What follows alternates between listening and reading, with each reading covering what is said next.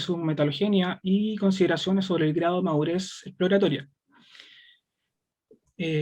Bueno, Santiago es un consultor especializado en la exploración y geología de depósitos de tipo pórfido cobre y epitermales de oro plata.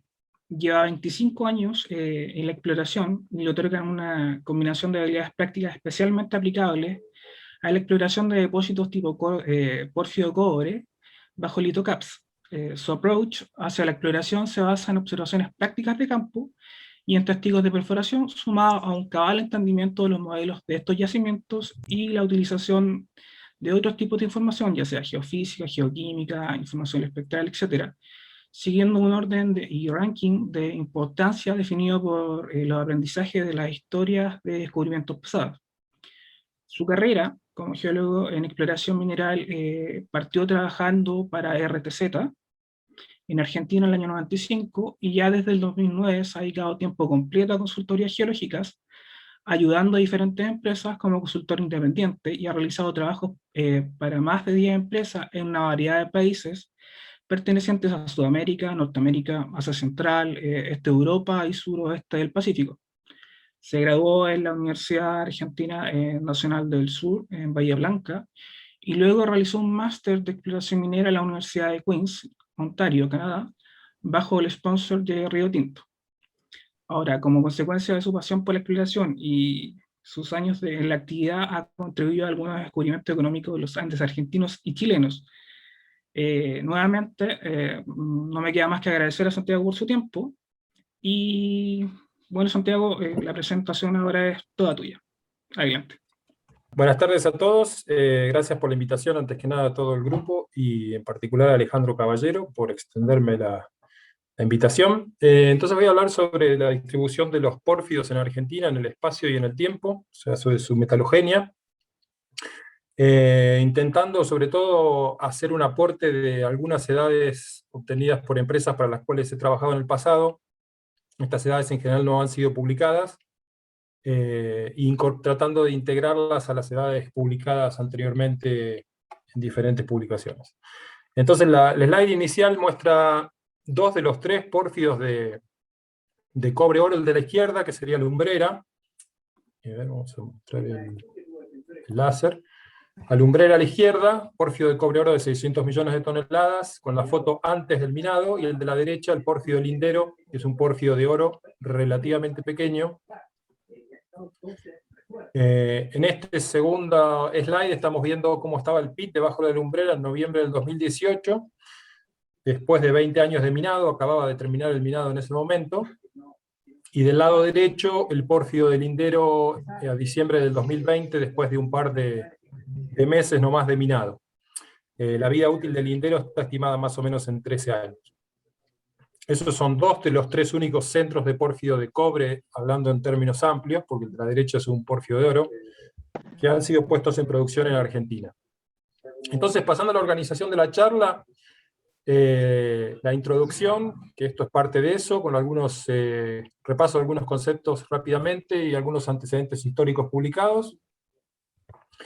Después la primera parte está dedicada a la franja de pórfidos de cobre pérmica. La segunda parte está dedicada a los pórfidos de cobre de edad eocena, oligocena, en el retroarco, que son pocos, pero hay. Y la tercera parte está dedicada a la franja de edad miocena y algunos pocos de edad pliocena también.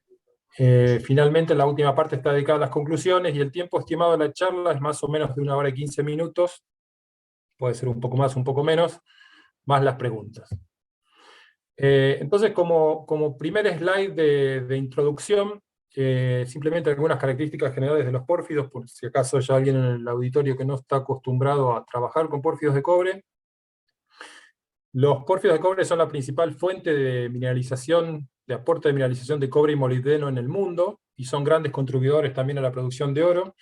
En cuanto a la parte económica, los pórfidos de cobre gigantes y grandes dinamizan, generan mucha mano de obra, dinamizan la economía y obviamente generan grandes aportes en general al Estado, ya sea mediante impuestos y regalías, y de ahí viene su importancia. Y por esa razón hace tantos años que tantas empresas los buscan.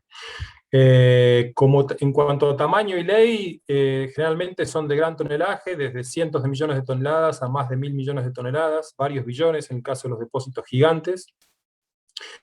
Y las leyes son relativamente bajas, desde 0,x% de cobre a 1%, o en algunos pocos casos más de 1% de cobre, que serían considerados leyes altas.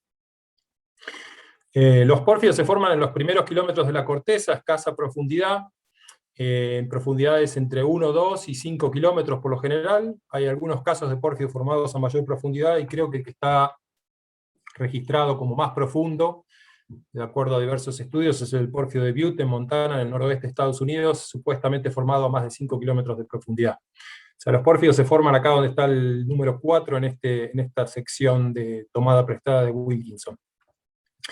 Y son formados por fluidos hidrotermales de origen magmático que se exsuelven, más que de los pórfidos en sí mismos que hospedan la mineralización, se exsuelven de los plutones parentales que están emplazados a mayor profundidad, que serían los plutones que están mostrados en amarillo en esta figura, cerca del número 2. Normalmente a profundidades de entre 10 y 15 kilómetros. La mineralización en general está alojada en pórfidos, de ahí el nombre de pórfidos de cobre, pero no necesariamente es así. Hay muchos casos de depósitos en los cuales la mineralización está alojada en la roca de caja. A ver, pasamos a la próxima. En cuanto a dónde se forman, normalmente están asociados a arcos magmáticos, generalmente elongados, formando franjas, aunque no siempre es así. Y estos arcos magmáticos están asociados a subducción en la mayoría de los casos, pero también se habla de pórfidos formados en ambiente de magmatismo postcolisional. Y en cuanto a su distribución, acá estoy mostrando una figura tomada prestada de la publicación de Silito del año 2012. La distribución de cobre en los distintos arcos magmáticos, por ejemplo, en el cinturón de fuego del Pacífico, es muy desigual. Los números que nosotros vemos acá, asociados a cada segmento pintado de diferentes colores, es el contenido total de cobre metálico asociado a cada uno de esos segmentos del arco de subducción. Entiendo que en esta figura en realidad no está solo el pórfido asociado a los pórfidos de cobre, sino también a otros tipos de depósitos de cobre. Pero los pórfidos son el mayor aportante. Y creo que sería el último slide de la introducción, de los repasos de algunos conceptos. La idea de esto es mostrar que encontrar pórfidos de cobre en la cordillera, cuando uno se dedica a eso y se utilizan las herramientas adecuadas, no es tan difícil. Hay cientos por ejemplo, en Argentina yo hice la recopilación y vieron 100 exactamente pórfidos de cobre como ocurrencias y depósitos grandes y proyectos avanzados. Encontrar los pórfidos de cobre no es tan difícil, el tema es encontrar los que tienen el tonelaje y la ley suficiente para formar depósitos que puedan ser minados en forma económica, tanto para beneficio de la empresa como del Estado y de la sociedad, de las comunidades que están cercanas. Y el contraste ese lo estoy mostrando acá en la parte alta, el gran pit del pórfido de Bingham Canyon en Estados Unidos, que tiene más o menos 3 kilómetros de ancho, no de largo, y un pórfido pequeño, subeconómico, que sería el pórfido del Bajo Las Pampitas, ubicado aproximadamente 2-3 kilómetros al oeste del pórfido debajo de la Lumbrera.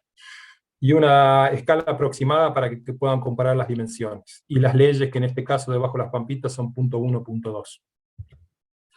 Entonces, ya yendo un poco a la recopilación histórica, en estos dos primeros mapas muestro algunas de las primeras publicaciones donde se dan a conocer edades de pórfidos de cobre en Argentina. El mapa de la izquierda es de Dick Silito del año 77, de Economic Geology. En esa publicación él da a conocer 11 edades, potasio, argón, todas ellas, de pórfidos distribuidos en la cordillera argentina, y define así que hay al menos 4 edades de pórfidos de cobre en Argentina, una carbonífero, que probablemente sea la datación que sea menos confiable de todas las que hizo en ese momento, para Taca Alto, acá en el oeste de Salta. Después obtuvo 3 edades pérmicas, una edad cretácica en Neuquén y 6 edades miocenas en diferentes partes del país. Eso se suma a algunas dataciones anteriores hechas, por ejemplo, por Caelles en el año 71 en la zona de Bajo la Lumbrera. Y después de esta publicación de Silito del 77, él publicó otra en el año 81, en una publicación poco conocida cuyo nombre figura acá abajo, en la cual él ya define franjas para los pórfidos de cobre del lado argentino y obviamente las integra con las franjas de pórfido del lado chileno. Este mapa a mí me parece bien interesante porque lo que muestra es bueno, diversas cosas. Muestra el arco cretácico acá en la zona de Neuquén, con 2 o 3 ocurrencias. Esta franja bien ancha, con unas rayas horizontales, sería el amplio, ancho franja del Mioceno-Plioceno, que pasa de Chile a Argentina, hasta el noroeste argentino.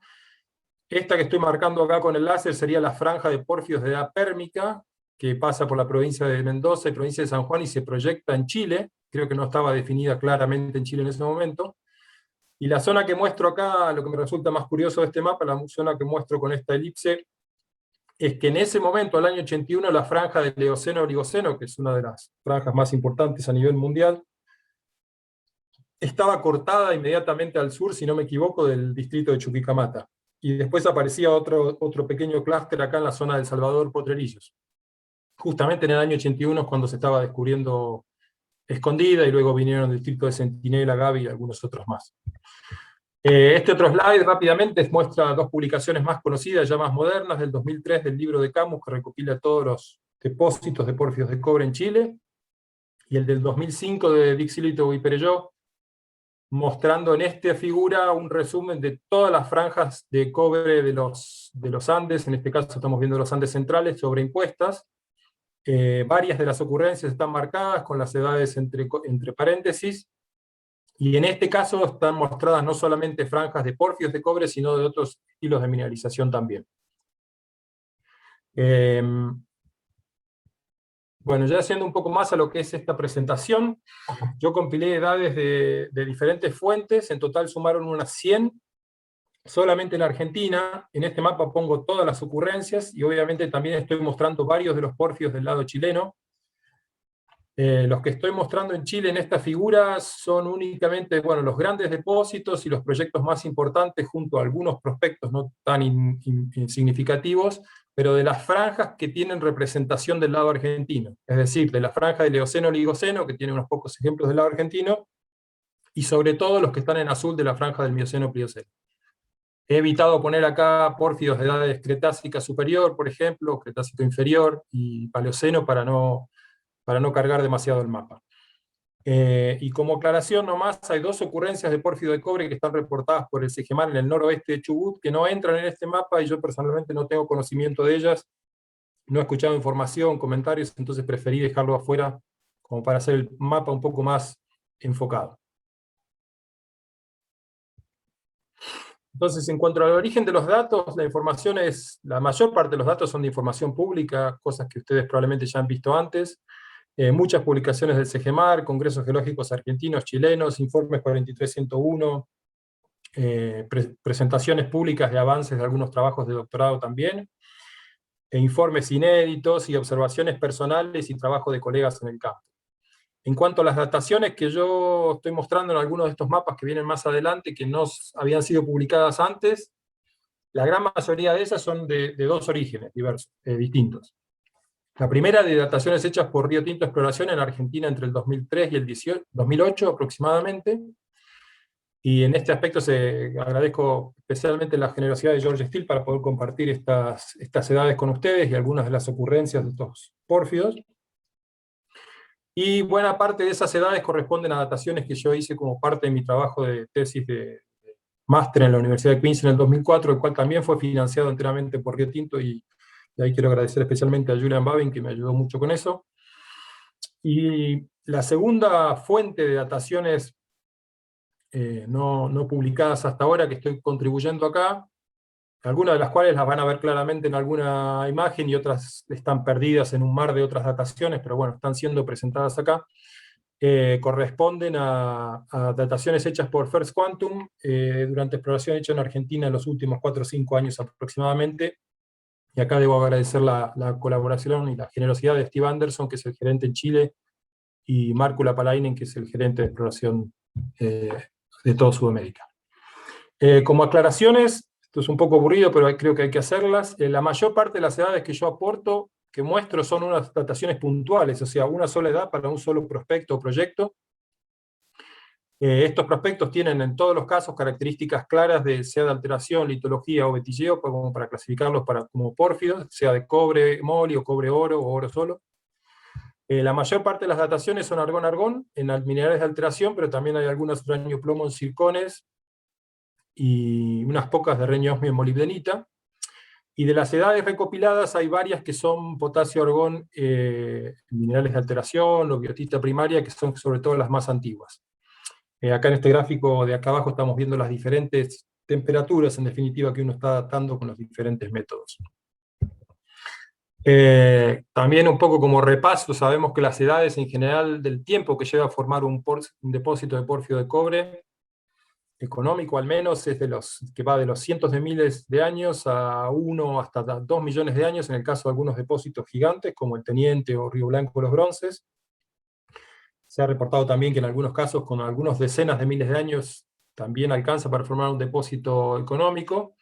Y bueno, aclarar eso, porque pese a que en la mayor parte de los prospectos yo tengo una sola datación, o estoy presentando una sola datación, de todos modos entiendo que para fines de un trabajo a escala regional metalogénico es suficiente. Y entre la información hay una mezcla de sistemas económicos de tamaño gigantesco con pórfidos muy pequeños, pero con características de pórfido de cobre. Pero la idea de presentarlo es simplemente que se entiende que el compartir toda la información y analizarla en forma integral ayuda a tratar de entender un poco mejor los controles sobre la formación de los depósitos gigantes y económicos. Entonces, ya pasando a la primera de las tres partes, de las tres franjas, de las tres edades, esta sería una figura tomada en la publicación de Silito Perelló, del 2005. En esta lo que quiero resaltar más que nada es que ellos muestran la franja de pórfidos pérmicos desarrollada en la provincia de Mendoza y la provincia de San Juan. Muestran 4 o 5 ocurrencias de pórfido, y después queda un gap, un faltante, hasta después la proyección al norte de la franja esta en territorio chileno en su mayoría, y con un par de ocurrencias en el límite oeste de la provincia de Salta. Las edades en su mayoría en el centro oeste de Argentina son variando entre 280 a 270 millones de años, y las del norte chileno hay algunas parecidas, pero hay varias que son más jóvenes y entran francamente en el Triásico. Entonces mi idea era ir mostrando una por una y comentando las características, pero no hay tiempo para eso, así que muestro de un saque todas las ocurrencias que estoy tratando de compartir en esta presentación. Están mostradas en círculos rojos. En muchos casos se trata de la ocurrencia sin ninguna edad, como por ejemplo en el pórfido de Infiernillo, que es un pórfido con una zonación de alteración muy bien desarrollada. En otros casos, como el de San Pedro, estoy intentando compartir la edad de una ocurrencia que ya estaba mencionada antes. Bueno, hay variedad. En total ya voy a mostrar ahora, quizá una de las más significativas, aunque no sea una gran ocurrencia de pórfido de cobre, sea la del pórfido de Ranchillos, en la provincia de La Rioja, con 265 millones de años, porque ayuda a unir un poco la parte norte de la franja y la parte sur de la franja que había sido mostrada antes.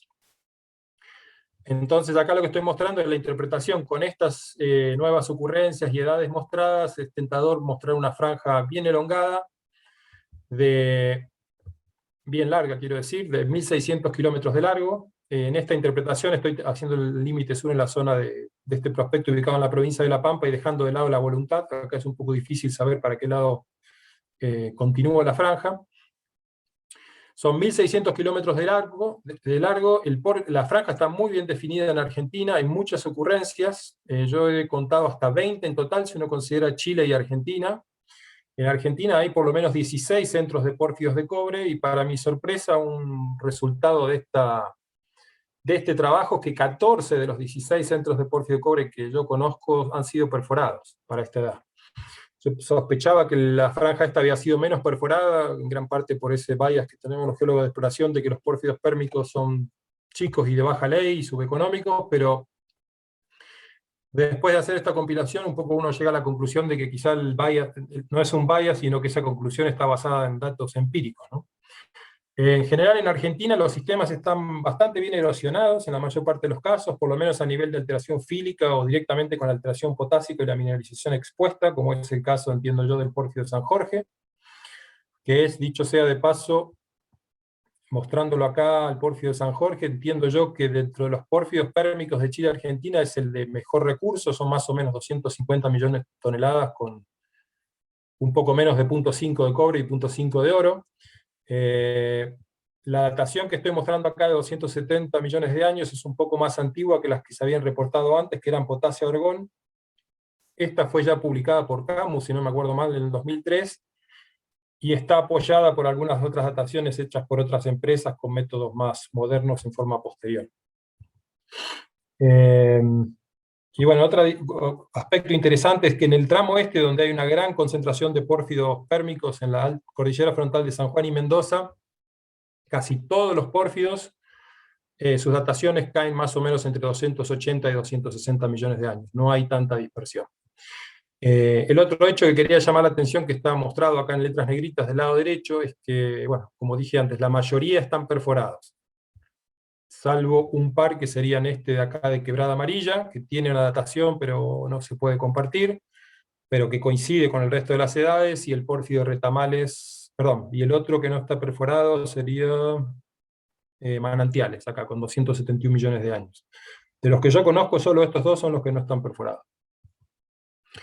Si uno plotea la ubicación de las ocurrencias de pórfido de cobre de edad pérmica sobre uno de los tantos mapas que hay dando vuelta en diferentes publicaciones sobre el vulcanismo del Choy-Choy, ve que acá están los pórfidos con círculos amarillos, he compilado todos los que conozco de Argentina y de Chile, que hay una coincidencia bastante buena entre lo que era el arco magmático del Choy-Choy en general, sin entrar en detalles si es el Choy-Choy superior o inferior, con las ocurrencias de pórfido.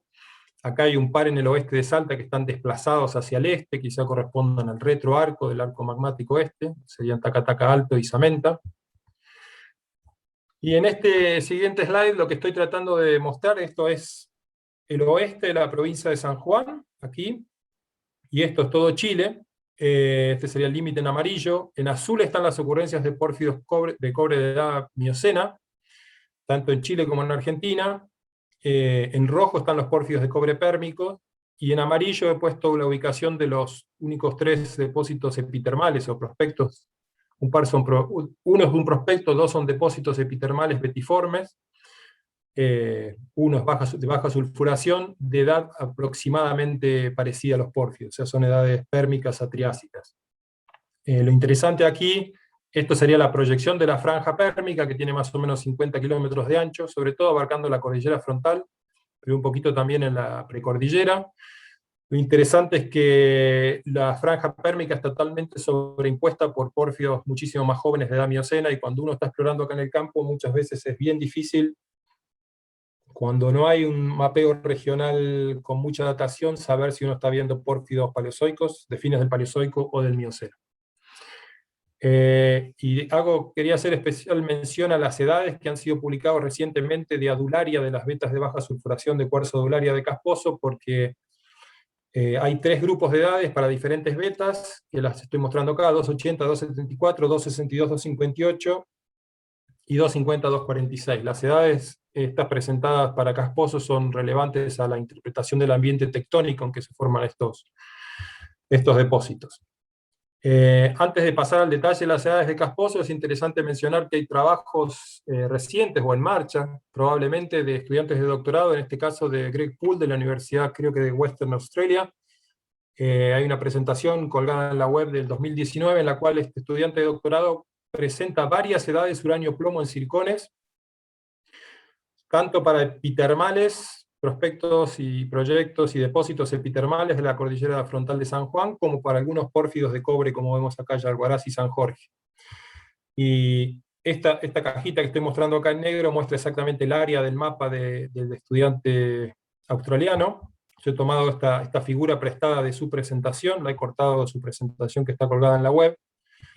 Y mirando un poco la distribución de edades, lo que me parece interesante es, bueno, 2 cosas. Cuando las edades que presenta Poole entiendo que son intrusivos o pórfidos, el de Alcaparrosa, Yalguarás y San Jorge, que también han sido datados por métodos potasio-argón y argón-argón, tan sistemáticamente más antiguas sus edades, entre 8 y 10 millones de años más antiguas, para edades de cristalización, uranio-plomo en zircones. Eso es normal cuando se datan sistemas de pórfidos de cobre más jóvenes, miocenos, por ejemplo, por diferentes métodos, se ve sistemáticamente que las edades uranio-plomo en general dan más antiguas, porque se está datando una temperatura más alta, digamos, del sistema. Pero en este caso la diferencia de edades con las edades argón-argón y potasio-argón que hay son un poquito más grandes, llegan casi hasta 10 millones de años. Yo no tengo una explicación exacta para eso, pero bueno, son interesante ver que hay estudios recientes sobre estos pórfidos. Y lo segundo que me llamó la atención es que si uno mira las edades de estos tres sistemas epitermales, castaño nuevo, castaño viejo y casposo, se ve que son sistemáticamente más jóvenes, aproximadamente 10 o 20 millones de años más jóvenes que los pórfidos de esta misma franja. Entonces, pasando al siguiente slide, acá muestro las edades que publicó Grignola en el paper del año pasado, el 2020 en Economic Geology. Las edades que vemos acá en rojo, arriba, son edades de adularia, de las vetas de baja sulfuración de casposo. Hay tres grupos de edades, como mencioné anteriormente. La mayoría dan menores a 262 millones de años, salvo el primer grupo que estoy mostrando acá arriba, pero lo interesante es que estas dos dataciones de adularia dan edades más viejas que las rocas volcánicas que aparentemente hospedan esas vetas, con lo cual estas edades como que no tienen mucho sentido geológico. Y en la publicación Grignola menciona como una posibilidad, como para tratar de explicar esto, que quizás haya exceso de argón en las dataciones y estén dando más viejas estas vetas de lo que deberían dar. Yo no sé a ciencia cierta, pero estoy tomando como algo más certero que posiblemente la edad de casposo de las vetas de casposo sean menores a 262 millones de años. Entonces, yendo un poco al ambiente tectónico en el que se formaron los pórfidos y estos epitermales en la franja pérmica, tenemos arriba esta sección esquemática dibujada por Jan Bias, corresponde a trabajos del año 90 y del año 95, también otra parecida. En estas publicaciones antiguas, y supongo que en algunas otras más, Jan Bias propuso que durante la etapa de vulcanismo de lo que se le llama comúnmente el Choijoy, hay dos fases bien diferentes. Hay una primera etapa asociada a la fase orogénica de San Rafael, más compresiva, aparentemente, con edades, acá él muestra, no sé si esto habrá cambiado, pero es 280, 270 millones de años, con subducción de la paleoplaca pacífica debajo del margen del oeste o sudoeste de Gondwana, y ya a partir de los 265 millones de años, un ambiente más extensional, la subducción cesa y es un ambiente, como dije, más extensional. Estos estudios estuvieron hechos para el ambiente de la cordillera de Colangui, que es bastante cerca a la zona que estuve mostrando antes, bastante cerca de la zona del depósito de Casposo y los pórfidos que mostré en San Juan. Y después hay trabajos más recientes, uno de Kleiman y Japas del año 2009, ya para el macizo de San Rafael, en el cual, más allá de diferentes detalles, ellos siguen manteniendo que alrededor de 280 millones de años, o sea, en el pérmico inferior, había subducción. No sé cuán compresivo era este arco, pero había un arco magmático asociado a subducción. Y en el pérmico tardío, a partir de los 260 más o menos, esa subducción cesa. Ven que acá muestra el corte de la losa subducida, y un ambiente netamente más extensional. Entonces, este cuadro que muestra un Choijoy superior asociado a vulcanismo de un ambiente extensional, con riolitas con alto contenido de sílice, y este Choijoy inferior asociado a subducción, con rocas más andesíticas y riolitas con menor contenido de sílice. También hay variación en los contenidos del lantaño y terbio que van de acuerdo con lo que acabo de mencionar, sugieren, esto es del trabajo de Kleiman y Japas, esto sugiere que posiblemente los pórfidos de cobre que vemos en la zona de San Juan y Mendoza al menos fueron formadas durante esta etapa de subducción, claramente, debajo del margen sudoeste de Gondwana, y los epitermales, como el de Casposo, se habrían formado a partir de la etapa netamente extensional asociada a riolitas con altos contenidos de sílice. Y ya yendo un poco al segundo aspecto medio secundario que tiene esta presentación, quería mostrarles un par de imágenes de diferentes prospectos para tratar de ejemplificar que los pórfidos pérmicos perforados en Argentina, la gran mayoría están ubicados en zonas de muy fácil acceso, de relativamente fácil acceso, no tan lejos de caminos, y esos son los que están perforados. Como por ejemplo, acá estoy mostrando el pórfido San Jorge, que está a 7 kilómetros al oeste de una ruta de tierra, pero en muy buen estado, una ruta razonablemente en buen estado, que va de Barreal al norte a Uspallata al sur. Esta es una foto del pórfido de cobre de San Jorge, mirando hacia el oeste, con la cordillera frontal detrás. Y como mencioné anteriormente, bueno, este recurso, este pórfido no está en producción, fundamentalmente por problemas, falta de aceptación de la comunidad más cercana, la de Uspallata, que está ubicada al sur, pero entendemos que yo entiendo que de todos los pórfidos de cobre descubiertos hasta ahora en Chile y Argentina, es el que tiene un mejor recurso y mejor ley. Y como contraparte de eso, estoy mostrando acá otra ocurrencia de pórfido de cobre de edad pérmica, claramente datado en 271 millones de años, también en la cordillera frontal de San Juan. En este caso hemos datado la molibdenita que vemos en esta foto, en vetillas con bastante semejanza a vetillas B. Yo creo que queda más o menos al oeste de Calingasta, es un sistema grande con mucha alteración, y no está ni, aparentemente, según es mi entendimiento, no está mapeado en detalle, no está trinchereado, no tiene muestreo sistemático, y tampoco está perforado. Y esto se repite en el otro prospecto que yo conozco de edad pérmica en Argentina, Quebrada Amarilla, que también tiene características en superficie que son bastante atractivas, quizá no el mejor pórfido candidato a ser perforado que he visto yo en Argentina, pero con características suficientemente interesantes como para merecer ser perforado, pero con dos contras. Primero, que tiene una edad pérmica que es considerada relativamente negativa, o bastante negativa por los geólogos de exploración, y segundo, en una ubicación con acceso muy difícil. En este caso, el pórfido de Manantiales está no tantos kilómetros al oeste de algunos pueblos en San Juan, pero el acceso es sumamente difícil. Creo que tardamos 3 días y más también en mula para poder llegar ahí. Esta es la última slide de la franja pérmica, y es simplemente para mostrarles, tomando prestada esta figura del paper de Sillitoe y Perelló del 2005, el muy bajo contenido de cobre metálico, considerando tanto los recursos geológicos como la producción, de la franja pérmica y triásica que están juntas, comparados con la franja miocena, y después con la franja del Paleoceno tardío, Eoceno temprano, y después la franja del Eoceno tardío, Oligoceno temprano, y finalmente la franja del Mioceno-Plioceno. O sea, el contenido de cobre descubierto hasta ahora en esta franja pérmica es infinitamente menor que en estas franjas más nuevas. Es bien interesante destacar que pareciera, salvo en el último escalón, que a medida que va pasando el tiempo y ha habido más y más subducción en el margen oeste de Sudamérica, las franjas se van poniendo cada vez más ricas. Eso obviamente ha sido mencionado por diferentes autores en muchas oportunidades antes. Justamente esto, junto con el hecho de que no hay depósitos de pórfidos de cobre en producción, y hay muy pocos proyectos con recursos avanzados de esa edad, han llevado a los geólogos de exploración a desarrollar este concepto generalizado de que los pórfidos pérmicos son malos. Los pórfidos pérmicos no tienen ley, son chicos y son subeconómicos.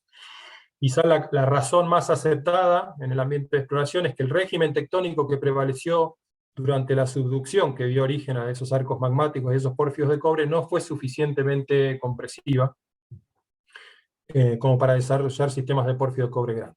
Puede ser que haya otras ideas alternativas, pero esa es la que en general más es compartida por diferentes empresas y diferentes geólogos de exploración. Ahora pasando a la segunda parte, que son los pórfidos de edad Eoceno-Oligocena. Tengo varios slides, pero digamos es relativamente sencillo el cuentito acá. La franja, casi todas las publicaciones históricas, ha sido dibujada hasta cerca del 2000 o 2000 y algo, ha sido dibujada enteramente en Chile, y recién a partir del 2005, creo yo, en la publicación esta de Sillitoe y Perelló, que es una gran compilación, se incluye un pórfido de cobre en el oeste de la provincia de Salta como parte de esa franja. Entonces ellos simplemente ensanchan la franja lo suficiente como para abarcar a Taca Taca abajo. Esto básicamente es porque con anterioridad a que BHP datara Taca Taca abajo como un pórfido oligoceno, se sospechaba que Taca Taca era de edad pérmica, igual que el que había datado Sillitoe allá en el 77, que en realidad correspondía a una edad del pórfido de Taca Taca alto, que comparte casi el nombre, pero es otro centro de pórfido de cobre diferente. Como dije, el reconocimiento de la edad y del potencial del enriquecimiento supérgeno de este pórfido de cobre se lo debemos casi totalmente a la gente de BHP, o totalmente a la gente de BHP, que lo dató y reconoció la importancia de la capa lixiviada y el enriquecimiento supérgeno ya por los años 90. Después de la exploración, bueno, después voy a hablar un poco más de la historia del descubrimiento de Taca Taca brevemente, pero lo importante para aportar acá, que no lo estoy aportando yo, sino que lo aportó Sergio Orts en una publicación que hizo en el 2011, es que las edades que vinieron después de las edades potasio-argón originales de BHP sugieren que Taca Taca Abajo es más joven que 33, 34 millones de años. Y eso implica que es 4 o 5 millones de años más joven que los pórfidos de cobre que están en la franja del Eoceno-Oligoceno, directamente al oeste de Taca Taca Abajo. A 135 kilómetros al oeste de Taca Taca Abajo está Escondida, el distrito de Escondida con su clúster de pórfidos. Si no entiendo mal o no recuerdo mal, el más joven de todos ellos es Escondida Este, que tiene una edad de aproximadamente 34,5 millones de años. Entonces Taca Taca es 4 o 5 millones de años más joven que que Escondida Este. Las edades que publicó Sergio Orts son dataciones hechas por Río Tinto allá por el 2008, creo yo. Y esas edades van entre 30,3 y 28,7 millones de años. Acá muestro un par de slides de la presentación de Sergio, que es de un Congreso Geológico Argentino. Vemos la edad del granito de Taca Taca, que es la roca de caja. Es un granito de edad silúrica inferior, del arco famatiniano, si no me equivoco. Acá vemos una edad de pórfido temprano mineral, creo yo, entre comillas temprano mineral, porque aloja muy poca mineralización, de 29,3. Edades de renio osmio molibdenita de 30,2 y 30,3, y un par de edades de argón-argón, de biotita secundaria, que dan entre 28,9 y 28,7 millones de años. Entonces lo interesante de Taca Taca es que es el primer pórfido de edad de Eoceno-Oligoceno, o Oligoceno inferior, digamos, descubierto en Argentina, y si uno compara con los tonelajes del resto de los proyectos avanzados, con recursos avanzados de pórfido de cobre en Argentina, es uno de los más importantes de todos.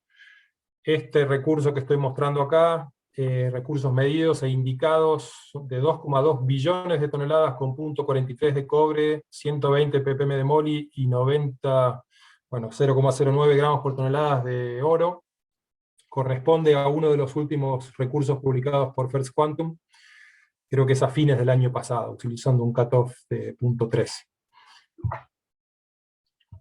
Siguiendo con la franja del Eoceno-Oligoceno, aparte de Taca Taca Abajo, tenemos, unos pocos años después, tuvimos la sorpresa de que no está solo Taca Taca Abajo como pórfido de esta edad en Argentina, sino que hay dos ocurrencias más. El que estoy mostrando con un cuadrado chiquitito rojo es el pórfido de Valle Ancho, tiene diferentes nombres que utilizan diferentes empresas para referirse a él, pero en términos generales, digamos, podemos utilizar el nombre de Valle Ancho, que es el nombre del distrito donde está ubicado. Es un pórfido de cobre-oro de 36 millones de años. Esa edad corresponde a una datación que hizo Río Tinto, argón-argón, en Sericita. Y después estoy mostrando otra ocurrencia de pórfido de una edad bastante parecida, o sea, corresponde a estas edades que estamos mencionando. Muestra una ubicación muy amplia, ya que es una ocurrencia que se descubrió no hace tanto tiempo y no hay mucha información, y por razones de confidencialidad obviamente se mantiene así como un área amplia, pero la empresa que lo reconoció tuvo la generosidad de permitirme compartir que hay un tercer pórfido de esta edad del lado argentino. El potencial de exploración de estos dos está por definirse. Valle Ancho tiene una ronda de perforación, no recuerdo cuántos, pero unos pocos pozos de aire reverso, perforados allá por el 2004, creo yo, relativamente cortos. Y desde el 2005 a esta parte no ha tenido mucho trabajo por diversos problemas que quizá voy a mencionar más adelante. Y de este otro sabemos poco y nada, así que no hay mucho para decir. Veremos más adelante si se trata simplemente de una ocurrencia subeconómica o es algo significativo. Como dije antes, Taca Taca Abajo está a 130 kilómetros más o menos al este del eje de la franja de Eoceno-Oligocena que viene bajando por Chile, y Valle Ancho está ubicado más o menos 70 kilómetros, Valle Ancho está ubicado más o menos 70 kilómetros al este del eje de la franja del Eoceno-Oligoceno. Creo que hay un prospecto a la misma latitud en Chile llamado Río Figueroa, si no me equivoco. Esta figura que he tomado prestada de la publicación del paper de Podosis y Cornejo es simplemente para mostrar que claramente los dos están ubicados en el retroarco del arco de la franja del Eoceno-Oligoceno. En rojo, Podosis y Cornejo muestran acá los grandes plutones de esa misma edad, y en círculos azules pequeños, probablemente les cueste mucho verlo, están las ocurrencias de pórfido, la mayor parte de ellos son pórfidos económicos, grandes, algunos de ellos gigantes, y están las edades entre paréntesis. Acá tenemos la distancia hacia el este que los separa del arco principal. Entonces la pregunta importante por ahí para hacerse es: ¿qué controla la ubicación de Taca Taca Bajo y de Valle Ancho en el retroarco? ¿Por qué están ahí? ¿Por qué están donde están? ¿Y cómo podemos hacer para buscar más, si es que hay más? Siendo que esta es una de las, sabemos todos aquí en los Andes Centrales, una de las mejores edades dentro de ciertas latitudes para encontrar un pórfido de cobre, sobre todo si tienen enriquecimiento supérgeno, ¿no? Entonces, yo he estado los últimos años siempre pensando un poco en qué controla estas ocurrencias extrañas en el retroarco de estos pórfidos de esta edad, y no se me ocurren más que dos opciones. Una opción como guía hacia encontrar otro de estos es ver si en los mapas del lado argentino hay vulcanismo de edad Eocena o Oligocena mapeado, en este caso por el CEGEMAR, que pueda servirnos como guía. Y la otra es utilizar los controles estructurales, de lineamientos a gran escala que pueden quizá haber controlado el emplazamiento de estos pórfidos. Entonces voy a mostrar un par de mapas, 3 o 4 mapas, ilustrando un poco estas opciones, para ver cuán creíbles son. Cuando uno ve el mapa del CEGEMAR para la zona de Taca Taca, acá está Taca Taca Bajo, con edades que van de 30,3 a 28,7, como mencioné antes, y muy cerquita, 7 kilómetros al oeste, Taca Taca Alto, con una edad totalmente diferente. Hay edades que van de 260, creo que hay 2 edades de 260 y una de 270, pero dan sistemáticamente pérmicas, pese a estar muy cerca. Entonces, cuando uno mira la ubicación de estos dos centros de pórfido, la compara con la geología, las litologías que ha mapeado el CEGEMAR en la hoja geológica SOCOMPA del año 2001, ve que esta unidad, por la cual estoy pasando acá el láser, que está mapeada en naranja, esta unidad se llama Complejo Volcánico Santa Inés, y está mapeada como vulcanitas del Eoceno, Oligoceno medio.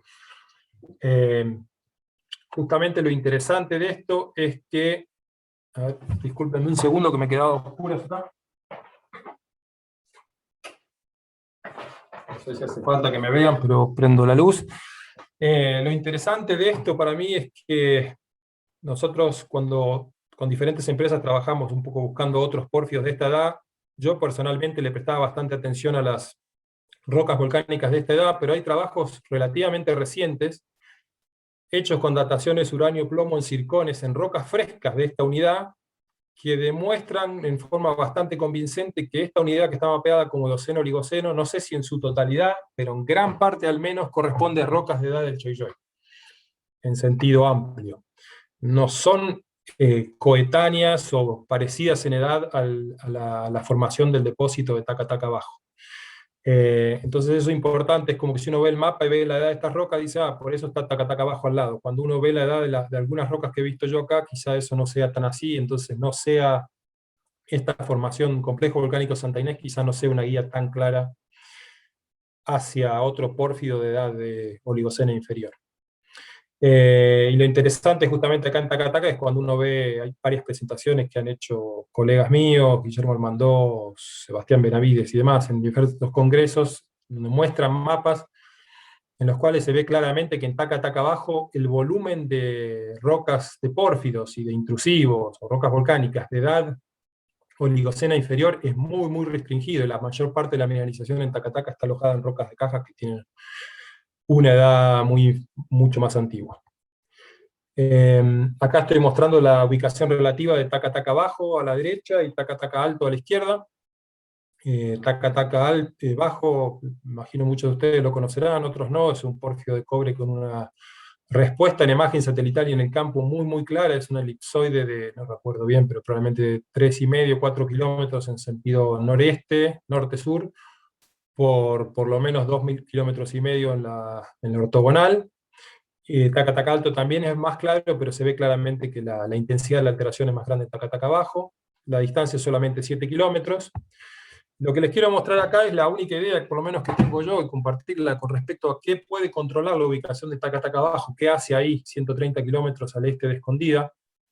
Y bueno, una cosa que observé años atrás trabajando para otra empresa, en realidad en esa época estaba trabajando más en exploración por oro, es que cuando uno mira la imagen de magnetometría regional volada por encargo del CEGEMAR, ya hace varios años, la magnetometría del NOAA, y mira el RTP, nota que hay un corredor que tiene más o menos 5 kilómetros de ancho, de bajo magnético, que pasa por la ubicación de Taca Taca Bajo, Taca Taca Alto, y si uno quiere también la de Socompa, que es un prospecto de pórfido rico en oro, con algunas características que lo asemejan a los de Maricunga, probablemente de edad miocena media, probablemente en base a la edad de las rocas de Caja, y también probablemente por una ocurrencia de pórfido mioceno, no está datado, pero sospechamos que es mioceno, que se llama Juncal, que está más al este. Esto hace sospechar quizá la presencia de una estructura profunda, algún lineamiento cortical profundo que haya controlado el magmatismo de edades tan diferentes como vemos acá, y el hidrotermalismo que ha generado estos depósitos. Esta idea no es una idea mía, sino que la observación, bueno, acá la hice yo, no sé si será cierto o no, pero la idea está tomada prestada de esta publicación que hicieron Ben, Camus y Carrasco, que son, entiendo, geólogos, bueno, obviamente Camus, geólogo de Codelco, creo que Ben es un geofísico que trabajaba en Codelco, trabaja en Codelco. Hay una publicación en Economic Geology del 2001 en la cual ellos postulan, en base a una magnetometría aérea, creo, regional del norte de Chile, que los porfios de cobre gigantes del norte chileno no ocurren en cualquier lado a lo largo de su franja, de su respectiva franja. Creo que hablan tanto de la franja paleocena como de la franja eocena, sino que ocurren en la intersección de su respectiva franja o de su respectivo arco magmático, con ciertos corredores que son bajos magnéticos de algunos kilómetros de ancho, creo que hablan de 5 a 10 kilómetros de ancho, que se ven como un bajo magnético, y justamente en esas intersecciones es donde están los depósitos gigantes, en su mayoría económicos. Yo no sé si ellos mantienen la idea de esta publicación, ya tiene 20 años, pero a mí me pareció una idea interesante, y como vi una analogía con lo que veo acá, me ayudó a generar un poco esta observación. Bueno, hay una explicación en el paper, capaz que me voy a demorar demasiado metiéndome en ello, pero básicamente lo que hablan es que estos corredores de bajo magnético representan los frentes de avance del magmatismo a través de ciertos corredores que, supongo yo, estarían dados por zonas de debilidad cortical que son transversales a los arcos magmáticos. Hay que hacer la salvedad que acá, en esta publicación, si no recuerdo mal, Ben, Camus y Carrasco muestran un mapa que es, si no me equivoco, el campo total, y ellos hablan de bajo magnético en un mapa que es campo total, y yo lo que estoy mostrando acá, que es la única información que tenía disponible, que es pública por otra parte, corresponde a una imagen RTP, así que no sé si es tan válida la analogía, pero un poco la idea viene de esta publicación. Después, yendo al caso del pórfido de Valle Ancho que vemos acá, este es el segundo pórfido conocido con edad de 36 millones de años en Argentina. Es interesante ver, el pórfido Valle Ancho está ubicado exactamente donde está este elipse de color rojo. Ahí está la zona de alteración en una ventana erosiva controlada por una quebrada. Parte de la zona de alteración, perdón, está tapada por coladas miocenas del Mioceno superior que vienen desde el sur. Pero lo interesante es que alrededor han mapeado, la gente del Sejemar ha mapeado anteriormente, y entiendo yo que sin conocimiento que estaba este pórfido de 36 millones de años acá, rocas volcánicas de edad paleógena. Creo que la hoja geológica de esta Fiambalán no lo especifica la edad exacta, pero son rocas volcánicas paleógenas, tanto inmediatamente alrededor de la ocurrencia del pórfido, como un poco más al oeste en este sector de acá. Entonces, en este caso de Valle Ancho, yo no conozco de alguna empresa que haya sacado muestras como para tratar de validar si estas rocas paleógenas son de la edad que están mapeadas exactamente o no, y si tienen alguna relación genética con la ocurrencia de este pórfido, pero claramente es una posibilidad. Así que en este caso daría la sensación de que este mapa, estas rocas paleógenas mapeadas por el Sejemar, serían como un indicio que llevan en cierta forma, conjuntamente con otro tipo de evidencias como las anomalías de color o anomalías de drenaje, etcétera, que hay en esta zona, a apuntarle a esta zona como un target para un pórfido de esta edad. Pero en la zona de Valle Ancho, justamente lo más obvio, por lejos creo yo, es la presencia del lineamiento de Valle Ancho, que lo voy a mostrar ahora. Acá te he tirado simplemente un par de líneas en la imagen satelital de Google Earth, cada uno puede tirar sus líneas, pero lo que es medio indiscutible es que hay un gran lineamiento de orientación noroeste-sudeste, esto se ve hasta en el campo cuando uno va. La ubicación del pórfido de cobre de oro, pórfido de cobre oro de Valle Ancho, de 36 millones de años, está ahí está la ventana erosiva con alteración fílica, cubierta por coladas más nuevas. Está bastante cercano por donde pasaría la proyección del lineamiento, y lo interesante es que hay diferentes centros con alteración y mineralización de diferentes edades, siempre cercanos, relativamente cercanos al lineamiento este de Valle Ancho. Este punto rojo que muestro acá es un skarn muy pequeño, pero skarn al fin de cobre, con óxidos de cobre, que fue minado en el pasado en forma artesanal, y mineral llevado a Chile, aparentemente causado por un granito de edad pérmica, pero no ha sido datado, pero supuestamente esto es mineralización pérmica. Siguiendo en edad está el pórfido de cobre-oro de Valle Ancho, con 36 millones de años, también cerca del lineamiento. Si nos vamos un poco más al oeste, exactamente acá hay un pórfido que tiene características muy diferentes al de Valle Ancho. Tiene las típicas vetillas bandeadas de pórfido tipo Maricunga. El pórfido ha sido perforado muchos años atrás por la empresa El Dorado, y se ha encontrado básicamente mineralización de oro solo. En función de la edad de las rocas de caja, se sospecha que este pórfido sería de edad miocena inferior, probablemente, que es una de las edades de Maricunga, quizá parecida a la edad del prospecto Pantanillos al oeste, ubicado en Chile. Y bueno, y también hay algún otro prospecto de cobre un poco más al este, pero en definitiva hay al menos 4 edades de magmatismo, hidrotermalismo y mineralización cercanas a este lineamiento, que sospeche que dan el indicio de que este lineamiento es de larga vida, probablemente sea profundo, es importante que haya estado activo por mucho tiempo. Me olvidé de mencionar que en este lugar de acá, que no está marcado en el mapa, esto que están viendo exactamente ahí es como un complejo de domos probablemente, o intrusivos de composición dacítica, con alteración hidrotermal y algunas anomalías también, que fueron datados. Esto es información pública y descriptos también. Lo que acabo de mencionar está publicado por Podosis, una publicación de un congreso geológico chileno de hace varios años, y fueron datados en 9-10 millones de años. Entonces, estamos hablando de posible mineralización pérmica, mineralización del Eoceno, cerca del límite con el Oligoceno inferior, mineralización de otro estilo del Mioceno inferior, posiblemente, y alteración y por lo menos anomalías ya en el Mioceno superior. Entonces esto nos da indicios de que este lineamiento de Valle Ancho probablemente sea importante, y quizá lo que controla la ubicación del pórfido de Valle Ancho acá. Estas son dos mapas tomados de dos presentaciones de Víctor Ramos del lado izquierdo y de Podosis del lado derecho, unas de la UBA y la saqué de internet, la de Podosis creo que es un curso que asistí de él.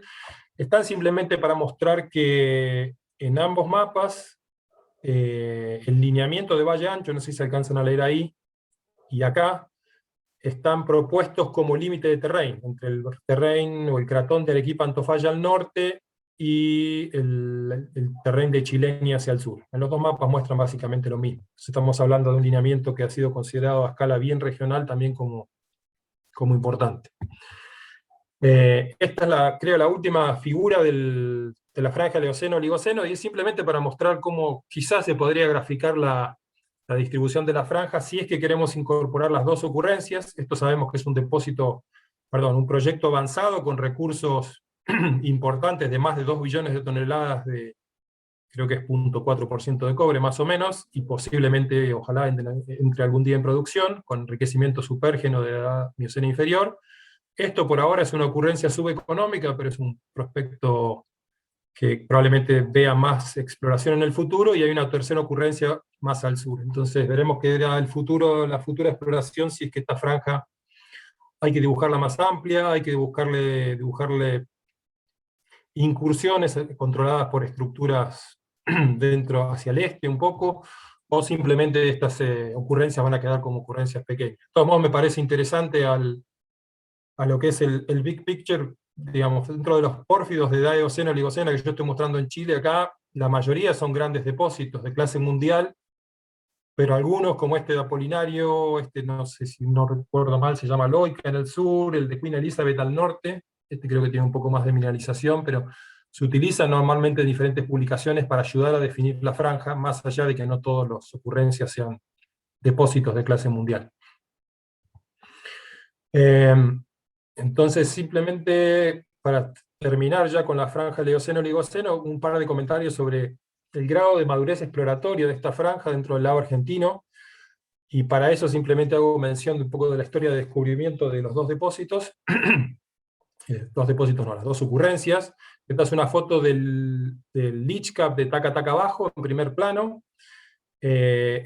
Según tengo entendido, uno de los primeros porfios de cobre descubiertos en Argentina. Es una gran capa lixiviada, como dije antes, con características súper obvias de porfio de cobre, pegado al salar de Arizaro, y detrás se ve la zona de alteración de Taca Taca abajo. Fue descubierto en el 67, alguna vez escuché nombrar que el geólogo Romani, que es conocido en Argentina, fue uno de los que los descubrió, no tengo certeza de eso, pero creo que así fue. En el año 75, la empresa Falconbridge hizo 3 pozos muy cortos, que si no recuerdo mal quedan colgados en el leach cap sin entrar en sulfuros. Y recién es en el año 96 que BHP reconoce la posible edad oligocena y el potencial por enriquecimiento supergénico y demás. Y este proyecto toma vuelo. BHP lo perfora unos cuantos pozos, creo que 30 y tantos pozos, define un recurso, creo que eran entre 300 y 500 millones de toneladas con 0,6 más o menos, algo que se consideraba subeconómico en ese momento, y lo deja el proyecto, y a partir de ahí hay como una serie de idas y vueltas de diferentes empresas que toman el proyecto. Creo que es Corriente en realidad. Río Tinto entró, Corriente explora, entra Río Tinto, sale, vuelve a entrar, y así sucesivamente, hasta que finalmente es Lumina Copper el que retoma el proyecto allá por creo que es el 2009, y entre el 2010 y el 2012 hace una grilla de perforaciones que terminan definiendo lo que es el depósito como lo conocemos hoy en día. Después, en el 2014, el proyecto fue comprado por First Quantum a Lumina Copper. Acá tenemos el recurso que ya lo he mencionado anteriormente, que es reciente, de fines del año pasado. Y el último slide de esta franja es simplemente para mostrar una panorámica del prospecto de Valle Ancho. Acá se ve la zona de alteración en líneas generales, se ve claramente, se ve la cubierta volcánica post-mineral por arriba, y aquí la idea es mencionar simplemente que al menos hay registros de que hubo exploración y se evaluó la zona desde el año 94, cuando andaba trabajando la empresa El Dorado, en este sector de Catamarca. Según tengo entendido yo, no estoy 100% seguro, recién fue reconocido como un pórfido de cobre, o cobre-oro en este caso, en el año 2003 por parte de geólogos de Río Tinto, que cuando hicieron la primera inspección, los primeros muestreos, se dieron cuenta que el vetilleo y la alteración indicaban claramente presencia de un pórfido y no de un sistema, de otro tipo de sistema. Y después, si no recuerdo mal, también la edad fue obtenida en el año 2004, y es interesante mencionar que fue sorpresiva. Yo creo que mencioné antes que Río Tinto llega acá no buscando un pórfido de edad eocena, sino buscando pórfidos en general. Creo que estaban buscando pórfidos de oro, y la edad fue un tanto sorpresiva. Se perfora una vez, una sola ronda, resultó ser subeconómico en ese momento, probablemente todavía lo sea, pero digamos, la exploración es relativamente madura, y creo que a partir del 2005-2006 esta propiedad, cuando la abandona Río Tinto, entra en una disputa legal, y no fue hasta hace un par de años que el problema legal se resolvió, y ahora hay otra empresa, entiendo yo, que tiene la propiedad. Ahora pasando ya, por último, a la franja de pórfidos del Mioceno-Plioceno, quería mostrar, antes de olvidarme, que hay una publicación del CEGEMAR del año 2015, un libro, de hecho, que tiene muchísima información de las ocurrencias de pórfidos de cobre en Argentina. Ellos le llaman las fajas metalogenéticas. No enfoca solamente en pórfidos de cobre, sino que muestra la ubicación y describen las características de todo tipo de depósitos de cobre, no solamente pórfidos. Y tiene 2 mapas muy bonitos, uno para el norte argentino, otro para el sur argentino, siempre enfocando en el oeste del país, en los cuales dibujan lo que ellos le llaman fajas. Son más chicas que las franjas en general dibujadas en las publicaciones más regionales que he mostrado yo, de Camus, de Silitov y demás, y de las que he dibujado yo en esta presentación, sino que están más acotadas a sectores más reducidos, pero tienen muchísima información que yo utilicé para armar esta presentación. En total definen 42 fajas cupríferas para todo el país. Entonces, yendo ya a la franja del Mioceno-Plioceno, la recopilación que hice yo da un total de 100 ocurrencias de pórfido de cobre, entre depósitos, minas y pequeños prospectos. 78 de ellos son de edad miocena, en sentido amplio. Los tengo todos graficados acá, junto con varias ocurrencias de pórfidos importantes del lado chileno, y he marcado simplemente un outline alrededor. Cada uno puede dibujar su contorno de la franja. Acá he dejado afuera el pórfido de diente verde, ubicado en la provincia de San Luis, por el hecho de ser un outlier, como que está alejado y solo. y es relativamente poco significativo por la mineralización que tiene, aparentemente hasta ahora, de la información que yo manejo, así que la he dibujado así. Y acá estoy sobreimponiendo la, digamos, información que muestra lo que sería la franja o la zona de subducción subhorizontal, el flat slab moderno. Elegí de varias publicaciones que la muestran un poco diferente, simplemente como límite es la presencia del volcán Ojos del Salado al norte y el volcán Tupungato al sur. Entonces, como vemos, la franja transgrede los límites de la franja de la zona de subducción subhorizontal, se extiende más al norte y se extiende más al sur también. Lo interesante es que quizá una de las zonas donde más ancha se hace esta franja de pórfidos de cobre, en sentido amplio, ¿no? Es en el sector del clúster de Alumbrera-Guarrica, donde tiene más o menos 300 kilómetros de ancho, y esto es justamente la zona de transición, ¿no? De subducción subhorizontal a subducción más empinada hacia el norte. Es una transición bastante gradual. Pero también más al norte, en la provincia de Salta, hay varios pórfidos ubicados bien al este de la franja y a gran distancia del límite con Chile. En esta otra figura que es muy parecida, simplemente estoy resaltando en colores rojos las minas que están o estuvieron en producción. Entonces está el Teniente en Chile, Río Branco, Los Bronces en Chile, Los Pelambres, acá debo tener Refugio y probablemente Caserones, en el norte de Chile, en la franja de Maricunga, y del lado del argentino he puesto Bajo de la Lumbrera y el pequeño pórfido de oro del Lindero, que está en producción allá al lado del Salar de Erizoro. Y en amarillo los proyectos que tienen recursos avanzados, y creo que he elegido aquellos que tienen, parece que he elegido únicamente aquellos que tienen más de 1.000 millones de toneladas en recursos, más allá de que no estén en producción. Entonces lo interesante es que la gran mayoría de estos, no todos, pero la gran mayoría están ubicados dentro de la zona de subducción subhorizontal, más allá de que es la zona de subducción subhorizontal más moderna y muchos de estos pórfidos se formaron antes, pero hay una coincidencia espacial, con la excepción especial del Teniente ubicado un poco más al sur. En este otro slide estoy mostrando del lado izquierdo primero, he dividido en color celeste los que son pórfidos de cobre moly, más allá de que sean económicos, sean minas o sean pequeños prospectos, con la información geoquímica disponible, los que son cobre moly de los que son ricos en oro, y estos pueden ser cobre-oro, oro con un poco de cobre y pórfidos de oro solo, como son en la franja de Maricunga. Y de observar este mapa simplemente salta un poco a la vista de que más allá de que hay pórfidos de cobre moly y cobre oro un poco por todos lados, y están bastante mezclados, da la sensación de que a esta latitud, más o menos la mitad de la provincia de San Juan, un poco más al sur, creería que de la franja del Indio, hay un cambio metalogénico bien grande, de un segmento a otro, y hay una mayor concentración de pórfidos de cobre moly al sur, y una mucho menor concentración hacia el norte, especialmente en la zona de la franja del Indio que está ahí, y la franja de Maricunga, en su estricto, digamos, que es ese sector, y su proyección hacia el sur acá.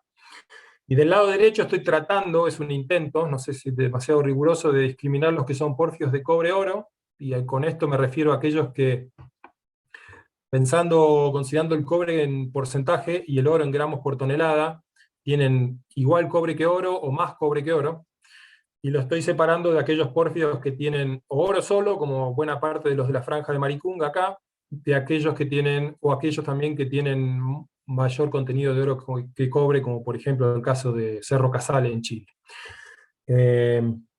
Acá salta a la vista obviamente lo que sería la franja de Maricunga, y a esto le sigue enfatizar que, bueno, dentro de esta amplia franja del Mioceno-Plioceno, que es la principal edad de pórfidos de cobre representada en Argentina, hay, como todos sabemos, diferentes subfranjas con diferentes características y edades un poco distintas. Lo que en vieja época en Río Tinto le llamamos la franja de Farellones, con edades, si uno considera toda la franja, y sobre todo en sentido este-oeste, todas las ocurrencias, hay edades que van desde los 7 hasta los 5 millones de años. El sector de la franja del Indio, que como todos sabemos es conocido por sus depósitos epitermales clase mundial, al menos 3 o 4, epitermales de alta sulfuración, la mayoría de ellos, pero sabemos de los últimos años que han aparecido al menos 2 pórfidos de cobre-oro debajo del litocap del Encierro y del litocap de Valeriano del lado chileno, y hay también rumores de algunas ocurrencias de posibles pórfidos debajo de algún otro litocap del lado argentino. Entonces, en este caso están mostrados, de acuerdo a la información que yo tengo, la mayoría extraoficial, como posibles pórfidos de cobre-oro, varias ocurrencias acá, y las edades que estoy mostrando son, la mayoría corresponden a edades de los sistemas epitermales, probablemente de alunita hipógena. Entonces es interesante que las edades de que se muestran acá para la Franja del Indio son bastante parecidas a muchas de las edades de los pórfidos económicos que están recostados del lado oeste de la Franja de Farellones. Luego la Franja de Maricunga en el norte chileno, proyectándose posiblemente hacia el sur, un poquito en la provincia de Catamarca, La Rioja, y la punta sur quizá en el norte de San Juan. Y finalmente el clúster debajo de la lumbrera Guarrica, que es algo bien diferente por su ubicación, al menos como 250 kilómetros al este del límite. Ya llevo 1 hora 3 minutos, yo calculo que en 10 minutos ya terminamos, así que va a ser más o menos a tiempo. Este otro slide es como para mostrar algunas de las ideas históricas que andaban dando vuelta con respecto a la distribución de del magmatismo en general y de los pórfidos en el noroeste argentino. Es una publicación de Chernikov y Richards del año 2002, de Mineralium Deposita, si no recuerdo mal. También hubo una publicación en el SEG Newsletters bastante semejante, en la cual ellos enfatizan que hay lineamientos de orientación, sobre todo noroeste-sudeste. Hablan del Calama la Capato del Toro, del lineamiento de Archibarca, del de Culampajá, que controlarían la extensión de breakouts de magmatismo neógeno hacia el este. Acá están marcados con este hatch, en esta zona. Acá sería otro en la provincia de Jujuy, y esas extensiones de magmatismo neógeno controlada por estos lineamientos noroeste, se ve reflejada en la alta frecuencia que se ve en esta imagen de, entiendo yo que es RTP, de la aeromagnetometría del CGMAR. Entonces este sería uno, acá sería otro, acá otro y acá otro. A su vez, cuando uno ve mapas geológicos del noroeste argentino un poco más detallado, ve que también coinciden las zonas donde están mapeadas como rocas magmáticas neógenas con cada una de estas incursiones del vulcanismo hacia el este, aparentemente controlado por lineamientos. Y si no recuerdo mal de haber leído ese trabajo, ellos lo que postulan es que no solo controla estos lineamientos, controlan la extensión del magmatismo hacia el este, sino también varias ocurrencias de depósitos minerales. Viéndolo un poquito más en detalle, en esta imagen estoy mostrando el RTP del noroeste argentino, también sería más o menos la misma información que mostré en el slide anterior, en la imagen del centro.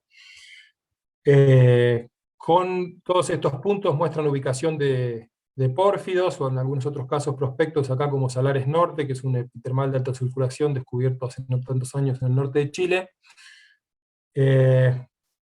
Todas las ocurrencias minerales que estoy mostrando, depósitos, prospectos, los que sea, son todos miocenos. Las edades que ven son, bueno, los números que ven son las edades justamente, y uno puede hacer una interpretación justamente de estos corredores de alta frecuencia magnética que coinciden muy bien con rocas volcánicas, sobre todo, neógenas que han sido mapeadas por el CGMAR. Algunas de estos corredores da la sensación que coinciden bien en sus extremos con importantes distritos mineros. En este caso, el corredor este de Culampajá, o yo le estoy llamando Salares Norte a Lumbrera. En una punta tenemos a Lumbrera y Aguarrica. Recordemos que las edades de Alumbrera van entre 8 y 6,7 millones de años, más o menos, incluyendo uranio, plomo y argón-argón, y las de Aguarrica son un poco más jóvenes, creo que van de cerca de 7 hasta 5, cerca de 5 millones de años. Y en el otro extremo tenemos, bueno, esto es una ocurrencia de un prospecto, y el depósito de Salares Norte, que si no entiendo mal, más allá que es otro tipo de depósito, entra en producción creo el año que viene o este mismo año. Entonces esto sugiere que algunas de las ideas que tiraron autores en el pasado parecen tener bastante sentido. Yendo al corredor de Archibarca, no hay prácticamente ocurrencias minerales, por lo menos de pórfidos de cobre, significativas en Argentina, con la excepción del Lindero y el pórfido de Río Grande, que están ubicados aparentemente muy cerca del límite, del borde de uno de estos corredores, con edades de 16,5 y 15 millones de años en el caso de Río Grande y Lindero respectivamente.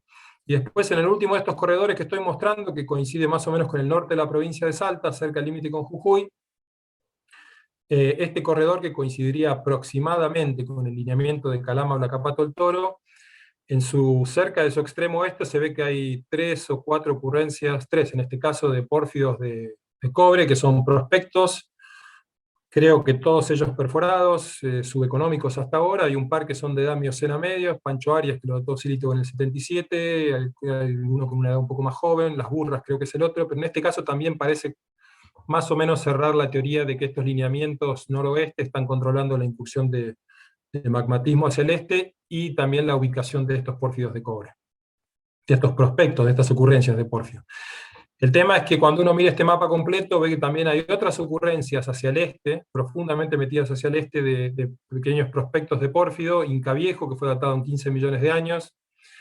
Hay rumores de una ocurrencia de pórfido cerca del distrito de Diablillos, y este sería el prospecto de Cerro Juncal hacia el norte, que también se sospecha que es mioceno, yo no tengo ninguna datación. Que cuando uno ve la ubicación de estos prospectos, más allá de que hasta ahora son subeconómicos, no coincide para nada con ninguno de estos breakouts miocenos y es difícil de explicar por qué están ahí. El próximo slide es simplemente un zoom in del distrito de Farallón Negro, la zona debajo de la lumbrera. Esto más que nada para aquellos que no están tan familiarizados con la geología de esta zona de Argentina, de los pórfidos de cobre en este sector. En un área de más o menos 50 kilómetros en dirección noroeste por 15 kilómetros en dirección noreste, hay 7, probablemente 8 centros de pórfido de cobre. La mina debajo de la lumbrera estuvo ubicada en este lugar donde tengo el cursor en este momento. Los diferentes prospectos tienen edades bastante parecidas, alumbrera de 8 a 6,7 millones de años, agua tapada de 7,1 a 6,9, según algunas edades de uranio, plomo en circones. El pórfido de las Pampitas muy pequeño, también una edad muy parecida. Bajo del Durazno, que en realidad es medio una trampa, pero es el tercer centro de pórfido de cobre que fue minado en la Argentina históricamente, y bueno, esto entiendo yo que fue un PIT, y fue una operación económica simplemente porque está ubicado a unos pocos kilómetros de la operación debajo de la lumbrera, pero es un pórfido relativamente pequeño que probablemente sin la planta de lumbrera cerca nunca hubiera sido minado, me imagino yo, pero sí, en sentido estricto, siendo riguroso, está debajo de la lumbrera que terminó su vida, bajo del Durazno que también fue minado, y Lindero que está siendo minado en este momento. Y de todo este clúster, quizá la otra ocurrencia bien significativa y más grande en tamaño comparado con la lumbrera es Agua Rica, que está ubicado creo que son como unos 20-25 kilómetros al este debajo de la lumbrera, y es interesante justamente porque a diferencia de la mayor parte de estos otros centros de pórfido, que forman parte del clúster, Agua Rica no solo es rico, valga la redundancia, en cobre y en oro, sino que también tiene un contenido de molibdeno muy alto. No recuerdo en este momento, pero figura en algún otro slide. Y la edad es levemente más joven que las del resto de los pórfidos de este distrito. Agua Rica, al igual que el Bajo de San Lucas que estoy mostrando acá, está emplazado en rocas del basamento, no me recuerdo muy bien si es de edad precámbrico superior o paleozoico, pero está en rocas del basamento, que es todo este sector de acá, mientras que el resto de los pórfidos en este otro sector están emplazados en rocas volcánicas mayormente andesíticas, también dacitas, del complejo volcánico de Farallón Negro, que tiene edades, como vemos aquí arriba, según los últimos trabajos, entre 9,5 y 6,8 millones de años. Lo otro interesante de Agua Rica es que yo no conozco el depósito, pero bueno, fue trabajado, explorado, hay varias publicaciones al respecto.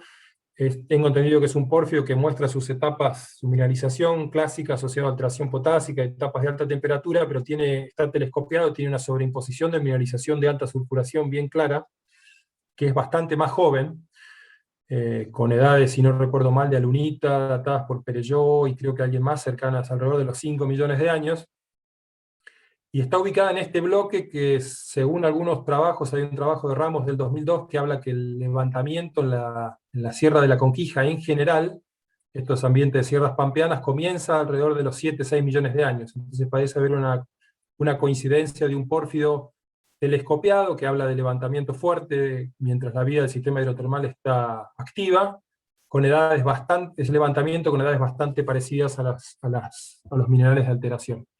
Agua Rica es un proyecto súper interesante con un buen tonelaje y una ley bastante interesante, tanto con cobre como mol y como oro, pero que lamentablemente, como en otros casos en Argentina, no tiene la aceptación social para ser minado hasta el día de hoy. Y esta segunda imagen del mismo distrito es simplemente para mostrar cómo se ve en superficie. Hay otro prospecto llamado Filo Colorado, que entiendo que es un pórfido de cobre moli y tiene algunos pozos un poco más al este. Agua Rica, que es un bajo topográfico, claramente, y entiendo, según información que escuché hace muchos años, que es otra de las razones que lo hacía complicado desde el punto de vista económico, que es que el strip ratio da muy mal acá, porque la mineralización está ubicada en el fondo de un valle. Y después de todo este clúster de 8 centros de pórfido, quizá mencionar también Cerro Atajo, que fue perforado por oro, creo que hay mineralización epitermal, alteración argílica avanzada. Hay un par de edades que estoy mostrando acá, 8,7, 8,4 millones de años, en alguna publicación de Clark y Sasso, perdón, el año 28. No tengo mucha certeza de qué tipo de roca o mineral fue datado acá, son edades un poco más viejas que los otros centros, pero lo interesante es que hay informes, que yo no sé si son públicos o no, pero están en internet, en definitiva son públicos, que describen que hay potencial de mineralización tipo pórfido de cobre en profundidad, de acuerdo a algunas intersecciones en perforaciones, supongo yo. Por último, acá se ve claramente el pit debajo de la lumbrera, el pit debajo del Durazno, a esta escala ni se ve, y esto sería el gran dique de cola, entiendo yo, debajo de la lumbrera. Siguiendo con las franjas y esos rectángulos en negro que había mostrado hace un rato, acá me estoy enfocando en la franja de pórfidos de cobre del Mioceno tardío, Plioceno de Chile central y su extensión hacia el este en Argentina. Y acá quería destacar 3 o 4 cosas. Estoy mostrando todas las ocurrencias de pórfido que yo tengo recopiladas en la base de datos que armé. En rojo las minas, el Teniente, Río Blanco, los Pelambres. En amarillo los prospectos grandes, los proyectos grandes con recursos avanzados. Los azules en Argentina, Altar en Argentina, el Pachón en Argentina, Vizcachitas del lado chileno y Westwall del lado chileno, con su edad ahí creo que son 11 o 9 millones de años. Y después en negro un montón de prospectos y proyectos en diversos grados de exploración, algunos con más mineralización, otras con menos, con al menos una datación, la mayor parte de estas argón-argón. Quizá también vale la pena destacar acá uno de los que están más hacia el este, es el distrito de Paramillos en Argentina, donde hay 2 pórfidos, y las edades son potasio-argón y bastante viejas, pero dan Mioceno medio. Entonces una de las cosas que vale la pena quizá destacar acá, o por lo menos a mí me llaman la atención, es que no, para el distrito, la parte norte de la franja, o la mitad norte de la franja, cuando uno mira la distribución de edades, independientemente del vulcanismo, no parece haber una migración de edades más viejas a más joven desde el oeste hacia el este. Simplemente hay edades de todo tipo por todos lados. Mirándolo así rápidamente. Después otra cosa que llama la atención, perdón, es que en la mitad sur de la franja, ya al sur del segmento de subducción subhorizontal moderno, las edades en su mayoría tienden a ser bastante más jóvenes que las de la mitad norte de la franja.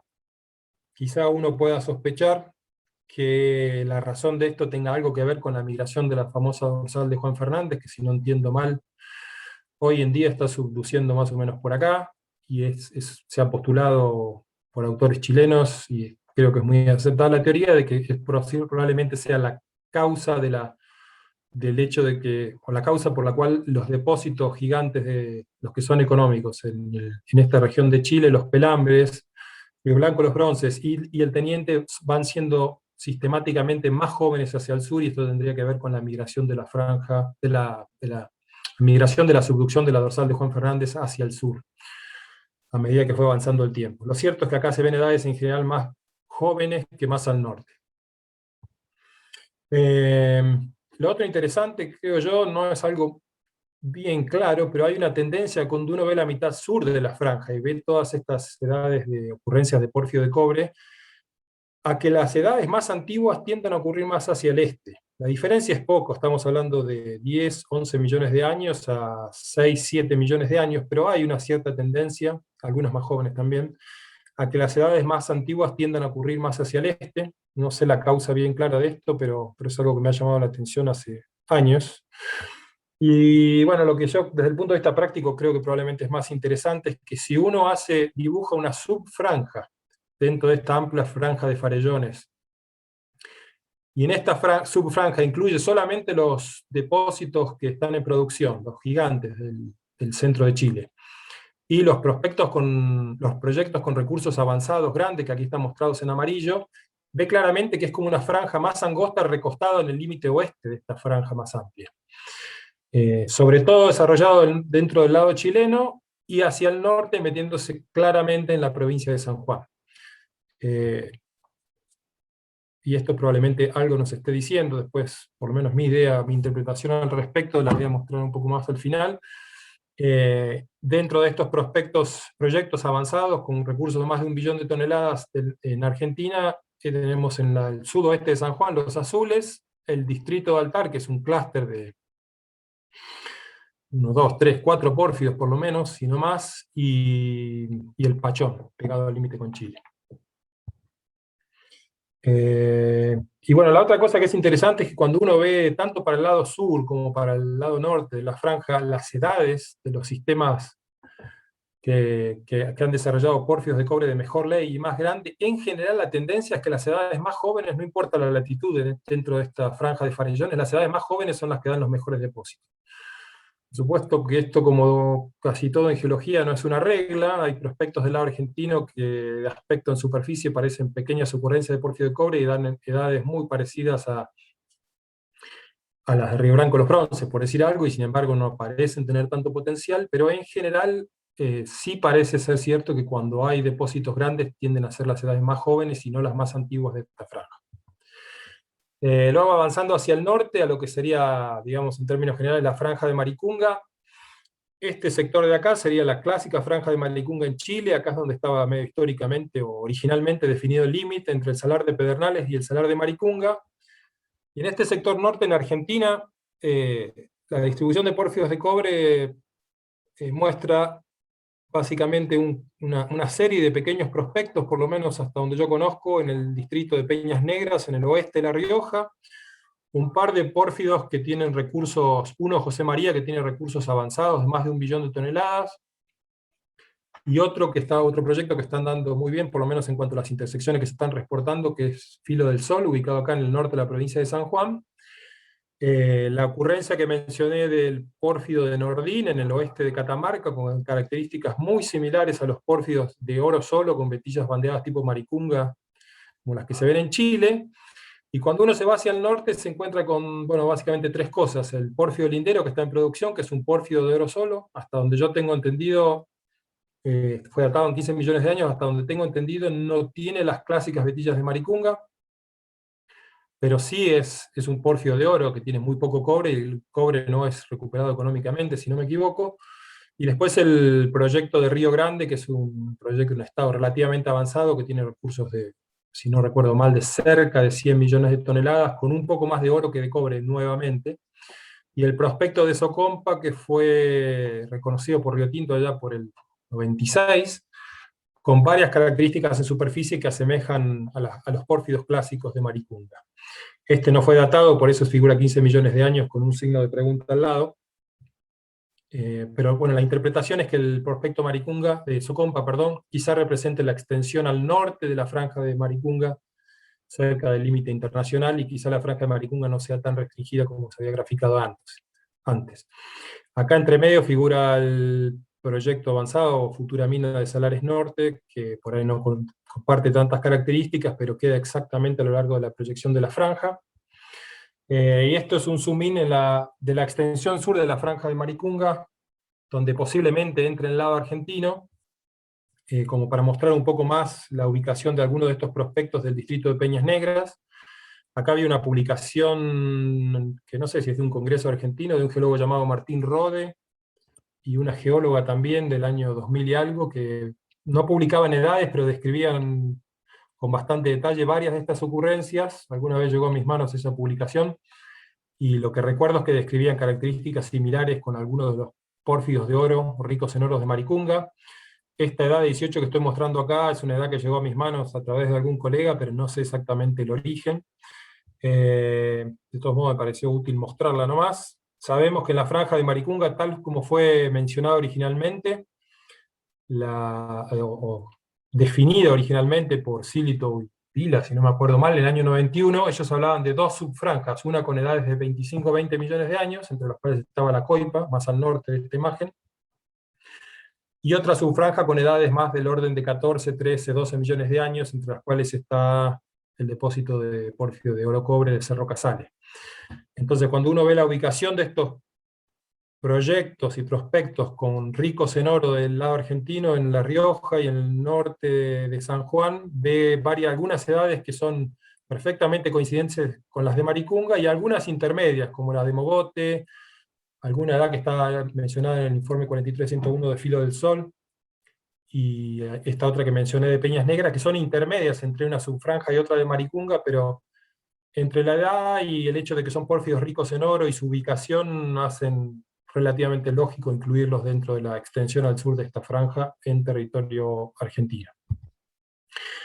Y por último, para ir concluyendo con la franja Miocena-Pliocena, muestro sobre el grado de madurez exploratorio. A mí me consta de años anteriores que, por lo menos en el sudoeste de San Juan, en lo que es la proyección al norte de la franja de Farellones, hasta hace unos pocos años atrás todavía ocurrían, era fácil encontrar en superficie relativamente ocurrencias de porfios de cobre con indicios interesantes, como vemos acá, vetillas tempranas tipo A o B, mineralización de óxidos de cobre, malaquita, azurita, eflorescencias con cobre, básicamente precipitando, óxidos de cobre precipitando en superficie, y grandes, zonas de alteración asociadas a un pórfido, sin perforar, sin testear, sin trincheras, sin mapeo sistemático, sin muestreo sistemático.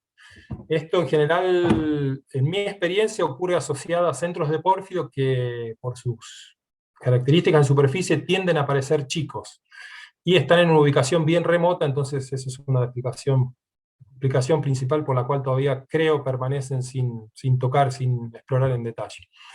Y hay algunas otras ocurrencias, esta parecida, mostrando un grado de exploración bastante inmaduro, sobre todo en comparación con lo que ocurre en Chile, en mi experiencia por lo menos. Este es otro centro de pórfido de cobre que tiene aspecto relativamente chico, pero bueno, también está sin explorar, sin perforar. El centro potásico se ve acá, y su halo pirítico alrededor, con mineralización de cobre y oro que parece ser de baja ley en superficie. O sea, aparece el clásico pórfido de cobre bien expuesto, que probablemente sea de baja ley, pero está sin trabajo sistemático, prácticamente pegado a la frontera con Chile. Y esta otra es una foto de un proyecto ya más grande, con buen tamaño, con varias rondas de perforación del lado chileno, buscando pórfidos con perforaciones de diamantina a buena profundidad. Acá vemos nosotros el límite Argentina-Chile, y un montón de recorridos de switchbacks del lado chileno, y un solo camino en el lado argentino que va hacia unas pocas perforaciones aire reversa que estaban destinadas a encontrar oro, y tenían una profundidad de, creo yo, máximo 300 metros. Del lado chileno hay mucho más pozos y pozos más profundos. Pese a que del lado argentino uno puede ver en este prospecto también indicios de pórfido, no sé si mejores o peores que los que hay del lado chileno en superficie, pero también se ve potencial de este lado. Es clara la diferencia en el grado de madurez de exploración de un país y otro en esta parte de la franja, y por eso me pareció importante compartir esta foto. Y me quedan solamente 2 slides. El último son 5 minutos para la hora y media, que era el límite impuesto, y quizá el último es de las conclusiones, y no sé si es tan importante leerlas, porque básicamente las he estado mencionando durante la charla, pero en este slide lo que quería mostrar es un par de ideas mías bastante sencillas, o no sé si son mías o heredadas de charlas con otros geólogos, de por qué se da la gran diferencia en el endowment, usando la palabra en inglés, de cobre entre Chile y Argentina. Sabemos que en Argentina hay proyectos interesantes, depósitos, hay mucho por encontrar, el grado de madurez de exploración es bastante inferior a lo que es en Chile, hay muchas cosas, realmente no se lleva sorpresas volviendo a trabajar en Argentina, encontrando cosas bastante obvias en superficie que no han sido tocadas, no han sido exploradas, pero está claro que Chile tiene y tendrá más cobre que Argentina, por lo menos en mi opinión eso no se puede cambiar.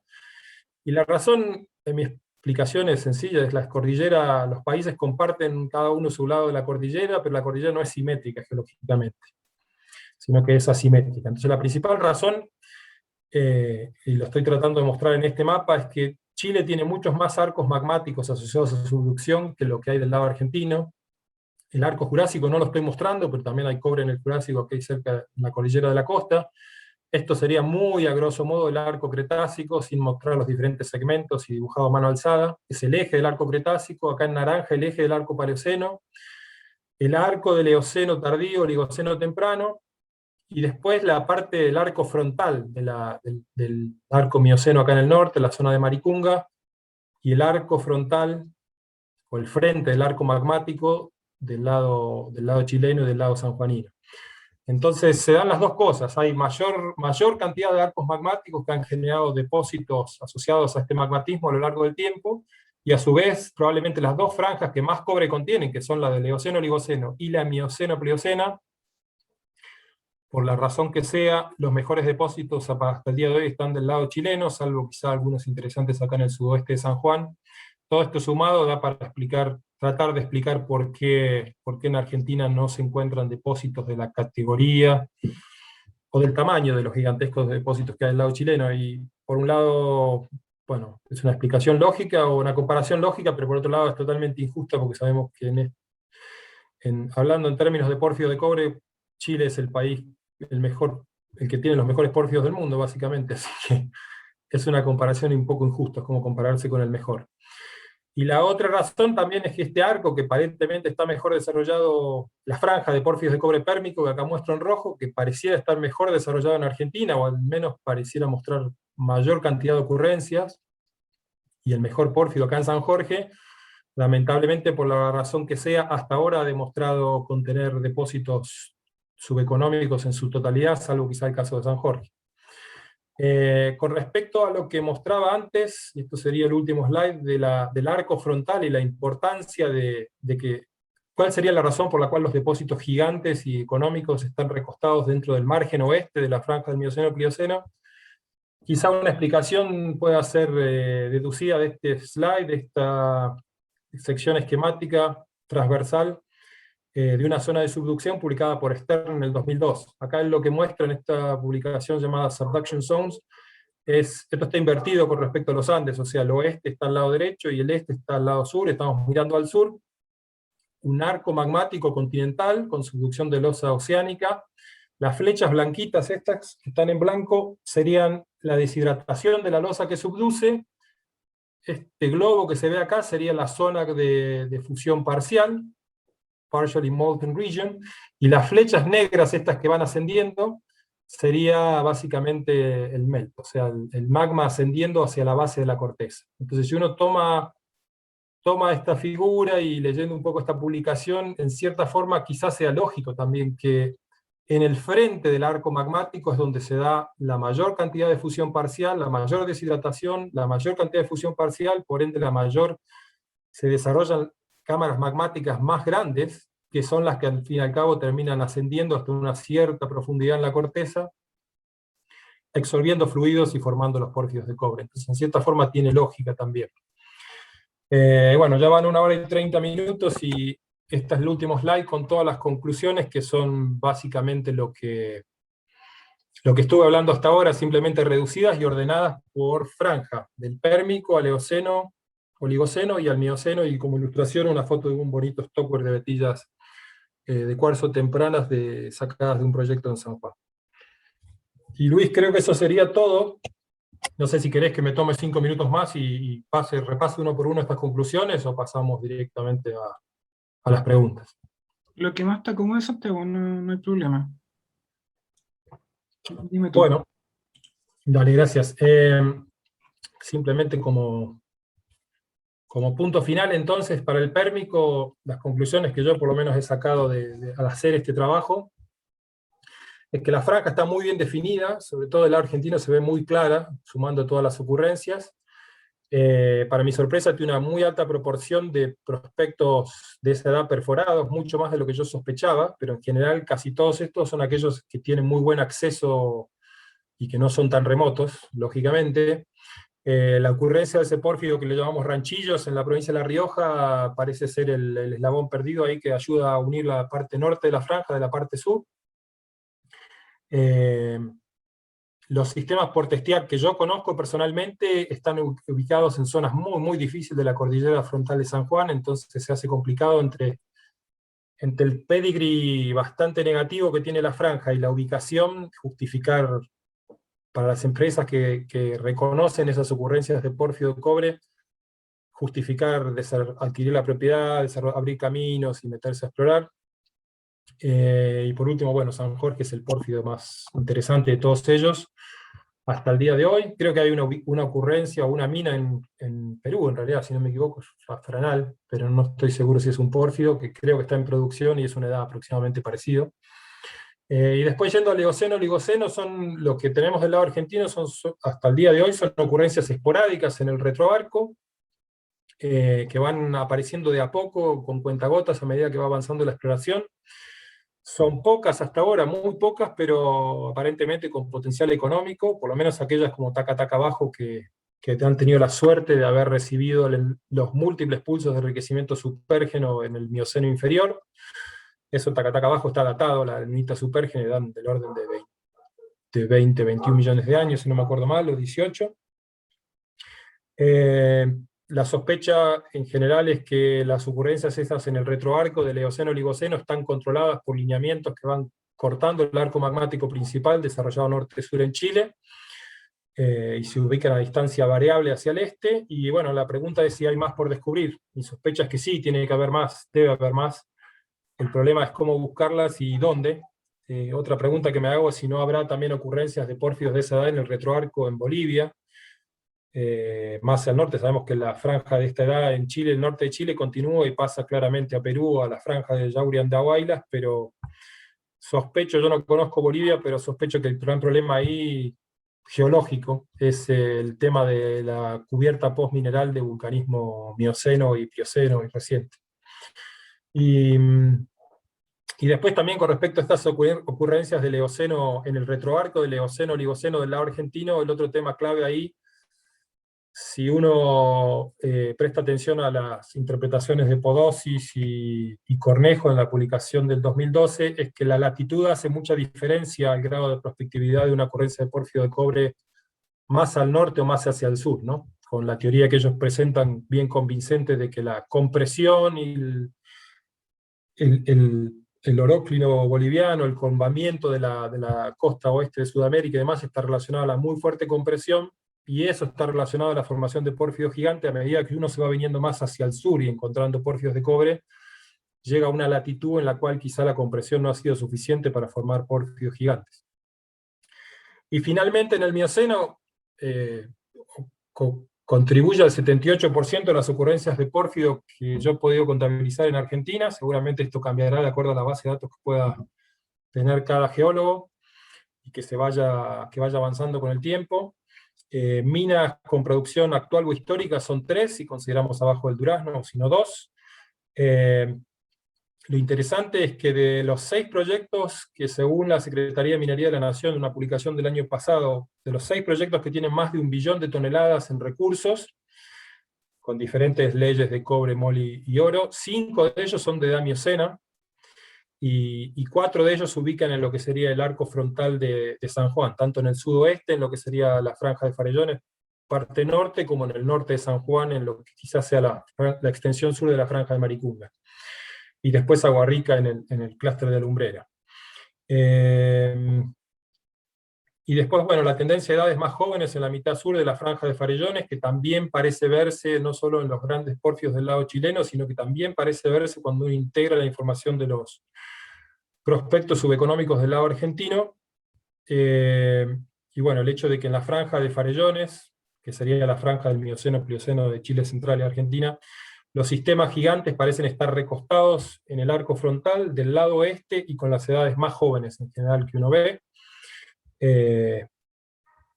Y finalmente, esto es una interpretación muy tentativa, da la sensación que con la excepción del clúster de Lumbrera Agua Rica, en la provincia de Catamarca, pareciera haber una tendencia, de acuerdo al grado de exploración que hay hasta el día de hoy en Argentina, de que muchos de estos centros de pórfido de cobre miocenos, que están ubicados bastante al este del límite chileno-argentino, tienden a ser sistemas medianos a chicos. No necesariamente es una regla, y es solamente una interpretación en parte basada, bueno, no es una interpretación, es una observación en gran parte basada en lo que se ha descubierto al día de hoy. Y da la sensación de que tienden a ser sistemas más chicos hacia el este, salvo ciertas ocurrencias. Una sospecha es que esto pueda estar quizá relacionado a justamente lo que mencioné antes, al menor tamaño de las cámaras magmáticas parentales, que son las que terminan exsolviendo los fluidos que forman los pórfidos a medida que uno se aleja del frente de deshidratación hacia el este. Y ahora sí que no tengo más nada. Bueno, hay varios slides que están en los apéndices que los fui sacando porque sabía que iba a tardar más de lo debido y quedaron para más adelante, están ubicados en la presentación, pero si hacen falta durante las preguntas los muestro y si no los dejaré ahí. Gracias. Muchas gracias, Santiago. Ahora voy a compartir pantalla. Dale.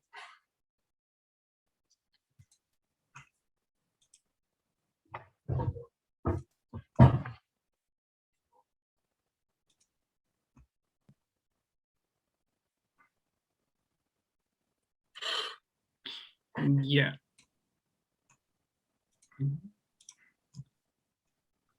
Muchas gracias por la excelente charla. Vamos a dejar en pantalla las charlas que vienen mañana, mientras revisamos las preguntas. David, Sí, dime. ¿puedes ayudarme con las preguntas, por favor? Pero claro. Ben Oil Energía pregunta, excelente presentación respecto al Pachón. Si se conoce desde hace más de 40 años, ¿por qué si no hasta ahora hay planes serios de explorar y desarrollar? Respecto a la precordillera, ¿hay emplazamiento de pórfidos? En Huerta Huachi, recuerdo zonas de alteración muy marcadas. Muchas gracias. Jorge pregunta.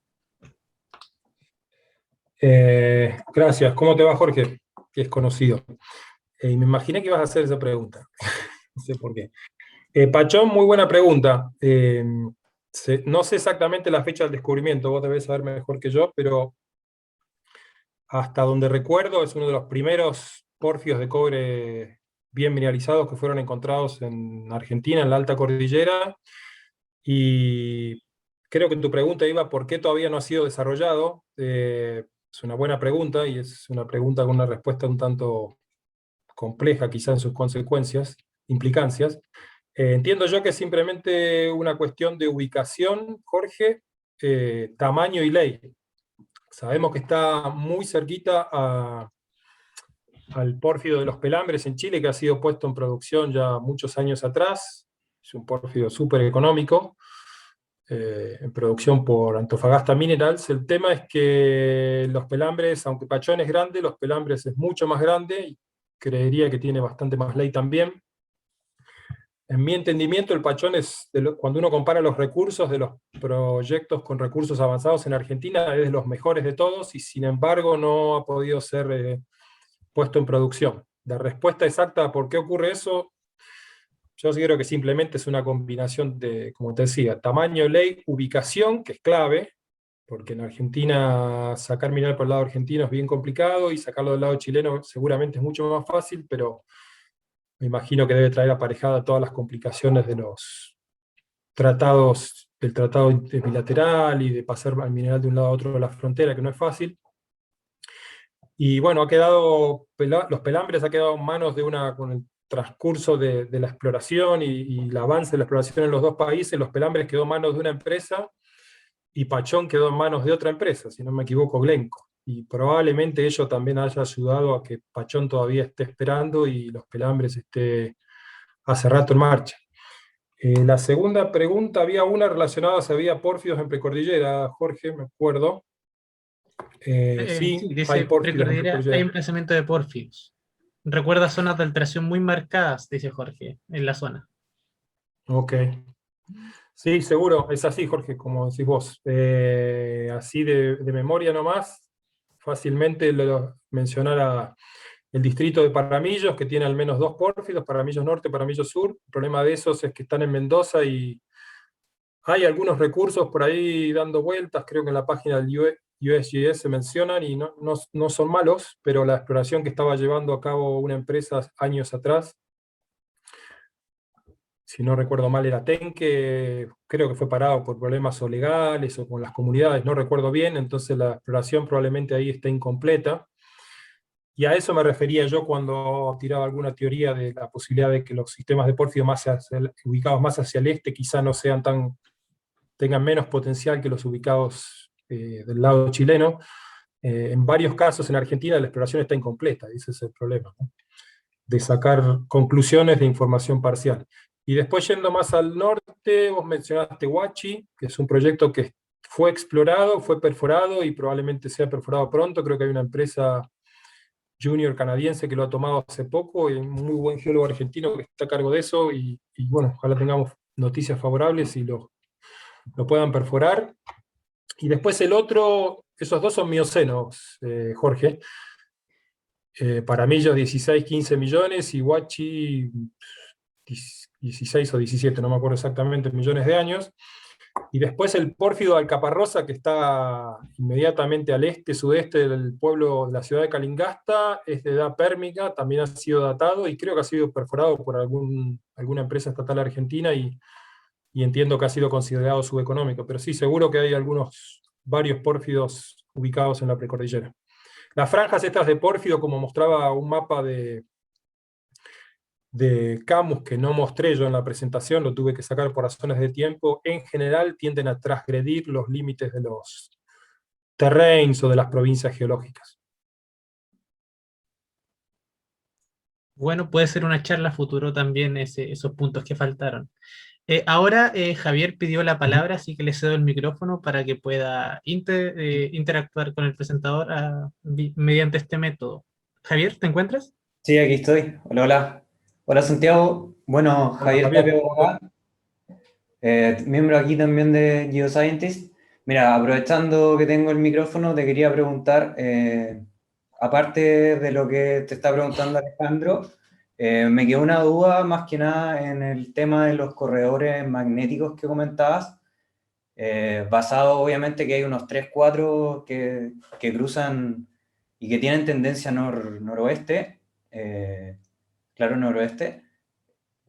Actualmente se tienen estudios renovados, se han hecho más que nada tesis en base a eso o papers sobre bueno, las anomalías magnéticas están, pero ¿hay alguna actualización de eso que tú conozcas?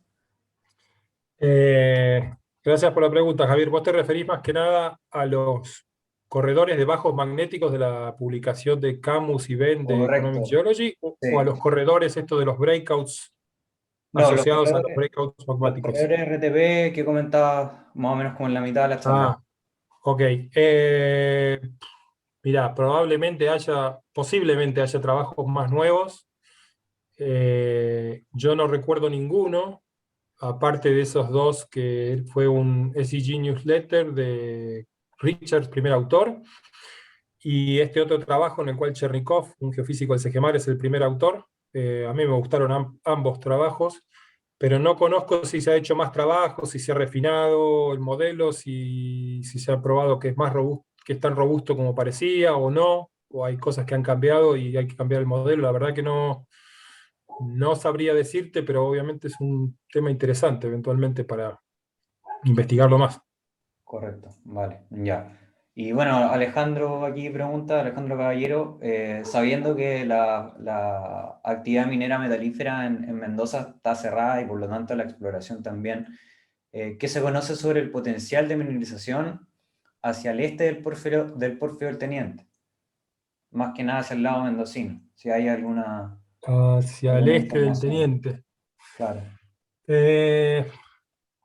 A ver, no sé si me haría mucho favor yo contestando la pregunta, pero no porque es súper interesante, Ale. Simplemente que yo, después de los años que trabajamos con Río Tinto explorando en Mendoza, quizás un bias mío nomás y esté equivocado, pero en las épocas en las que se podía trabajar sin problemas, antes de que Mendoza cambiara su ley con respecto a la minería, allá por el 2005, si no recuerdo mal, en general, buena parte de las zonas de alteración que nosotros reconocimos no tenían tanta pinta de ser bien prospectivos. Sospecho que la exploración ha quedado truncada allá por el 2005, como mencioné recién, y habría más para hacer. Hay prospectos también sin tocar, sin perforar, con características interesantes en superficie, pero tendría que mirar mi mapa nuevamente, pero inmediatamente al este del Teniente no me acuerdo de alguno bien interesante. Hay ocurrencias como la de Santa Clara, que está ubicada no al este del Teniente, sino directamente cruzando la altura de Río Blanco Los Bronces, si no me acuerdo mal.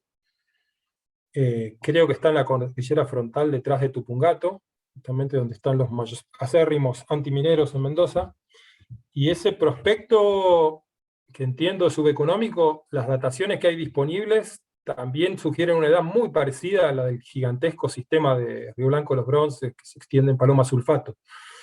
Pero lo que muestra en superficie creo que no es tan promisorio.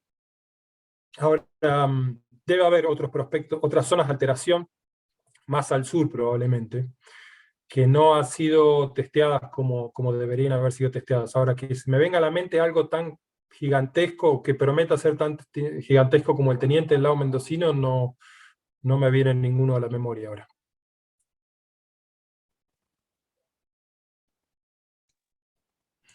Bueno, muchas gracias a todos por sus preguntas.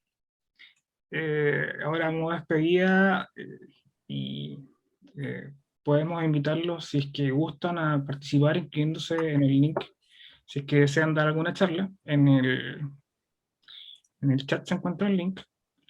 Y obviamente les vuelvo a recordar, mañana tenemos 3 charlas súper interesantes. Una de ¿cómo se llama? De nuestro personaje más querido en Argentina, que sería don Alejandro Caballero, que es el que realiza todos los contactos, así que por eso muchas gracias. Y también, obviamente, a nuestro invitado, don Santiago Gígola, que por su excelente disposición, habernos regalado su tiempo. Y bueno, muchas gracias a todos, gracias por su participación y nos estaremos viendo nuevamente mañana. Hasta luego. Muchas gracias.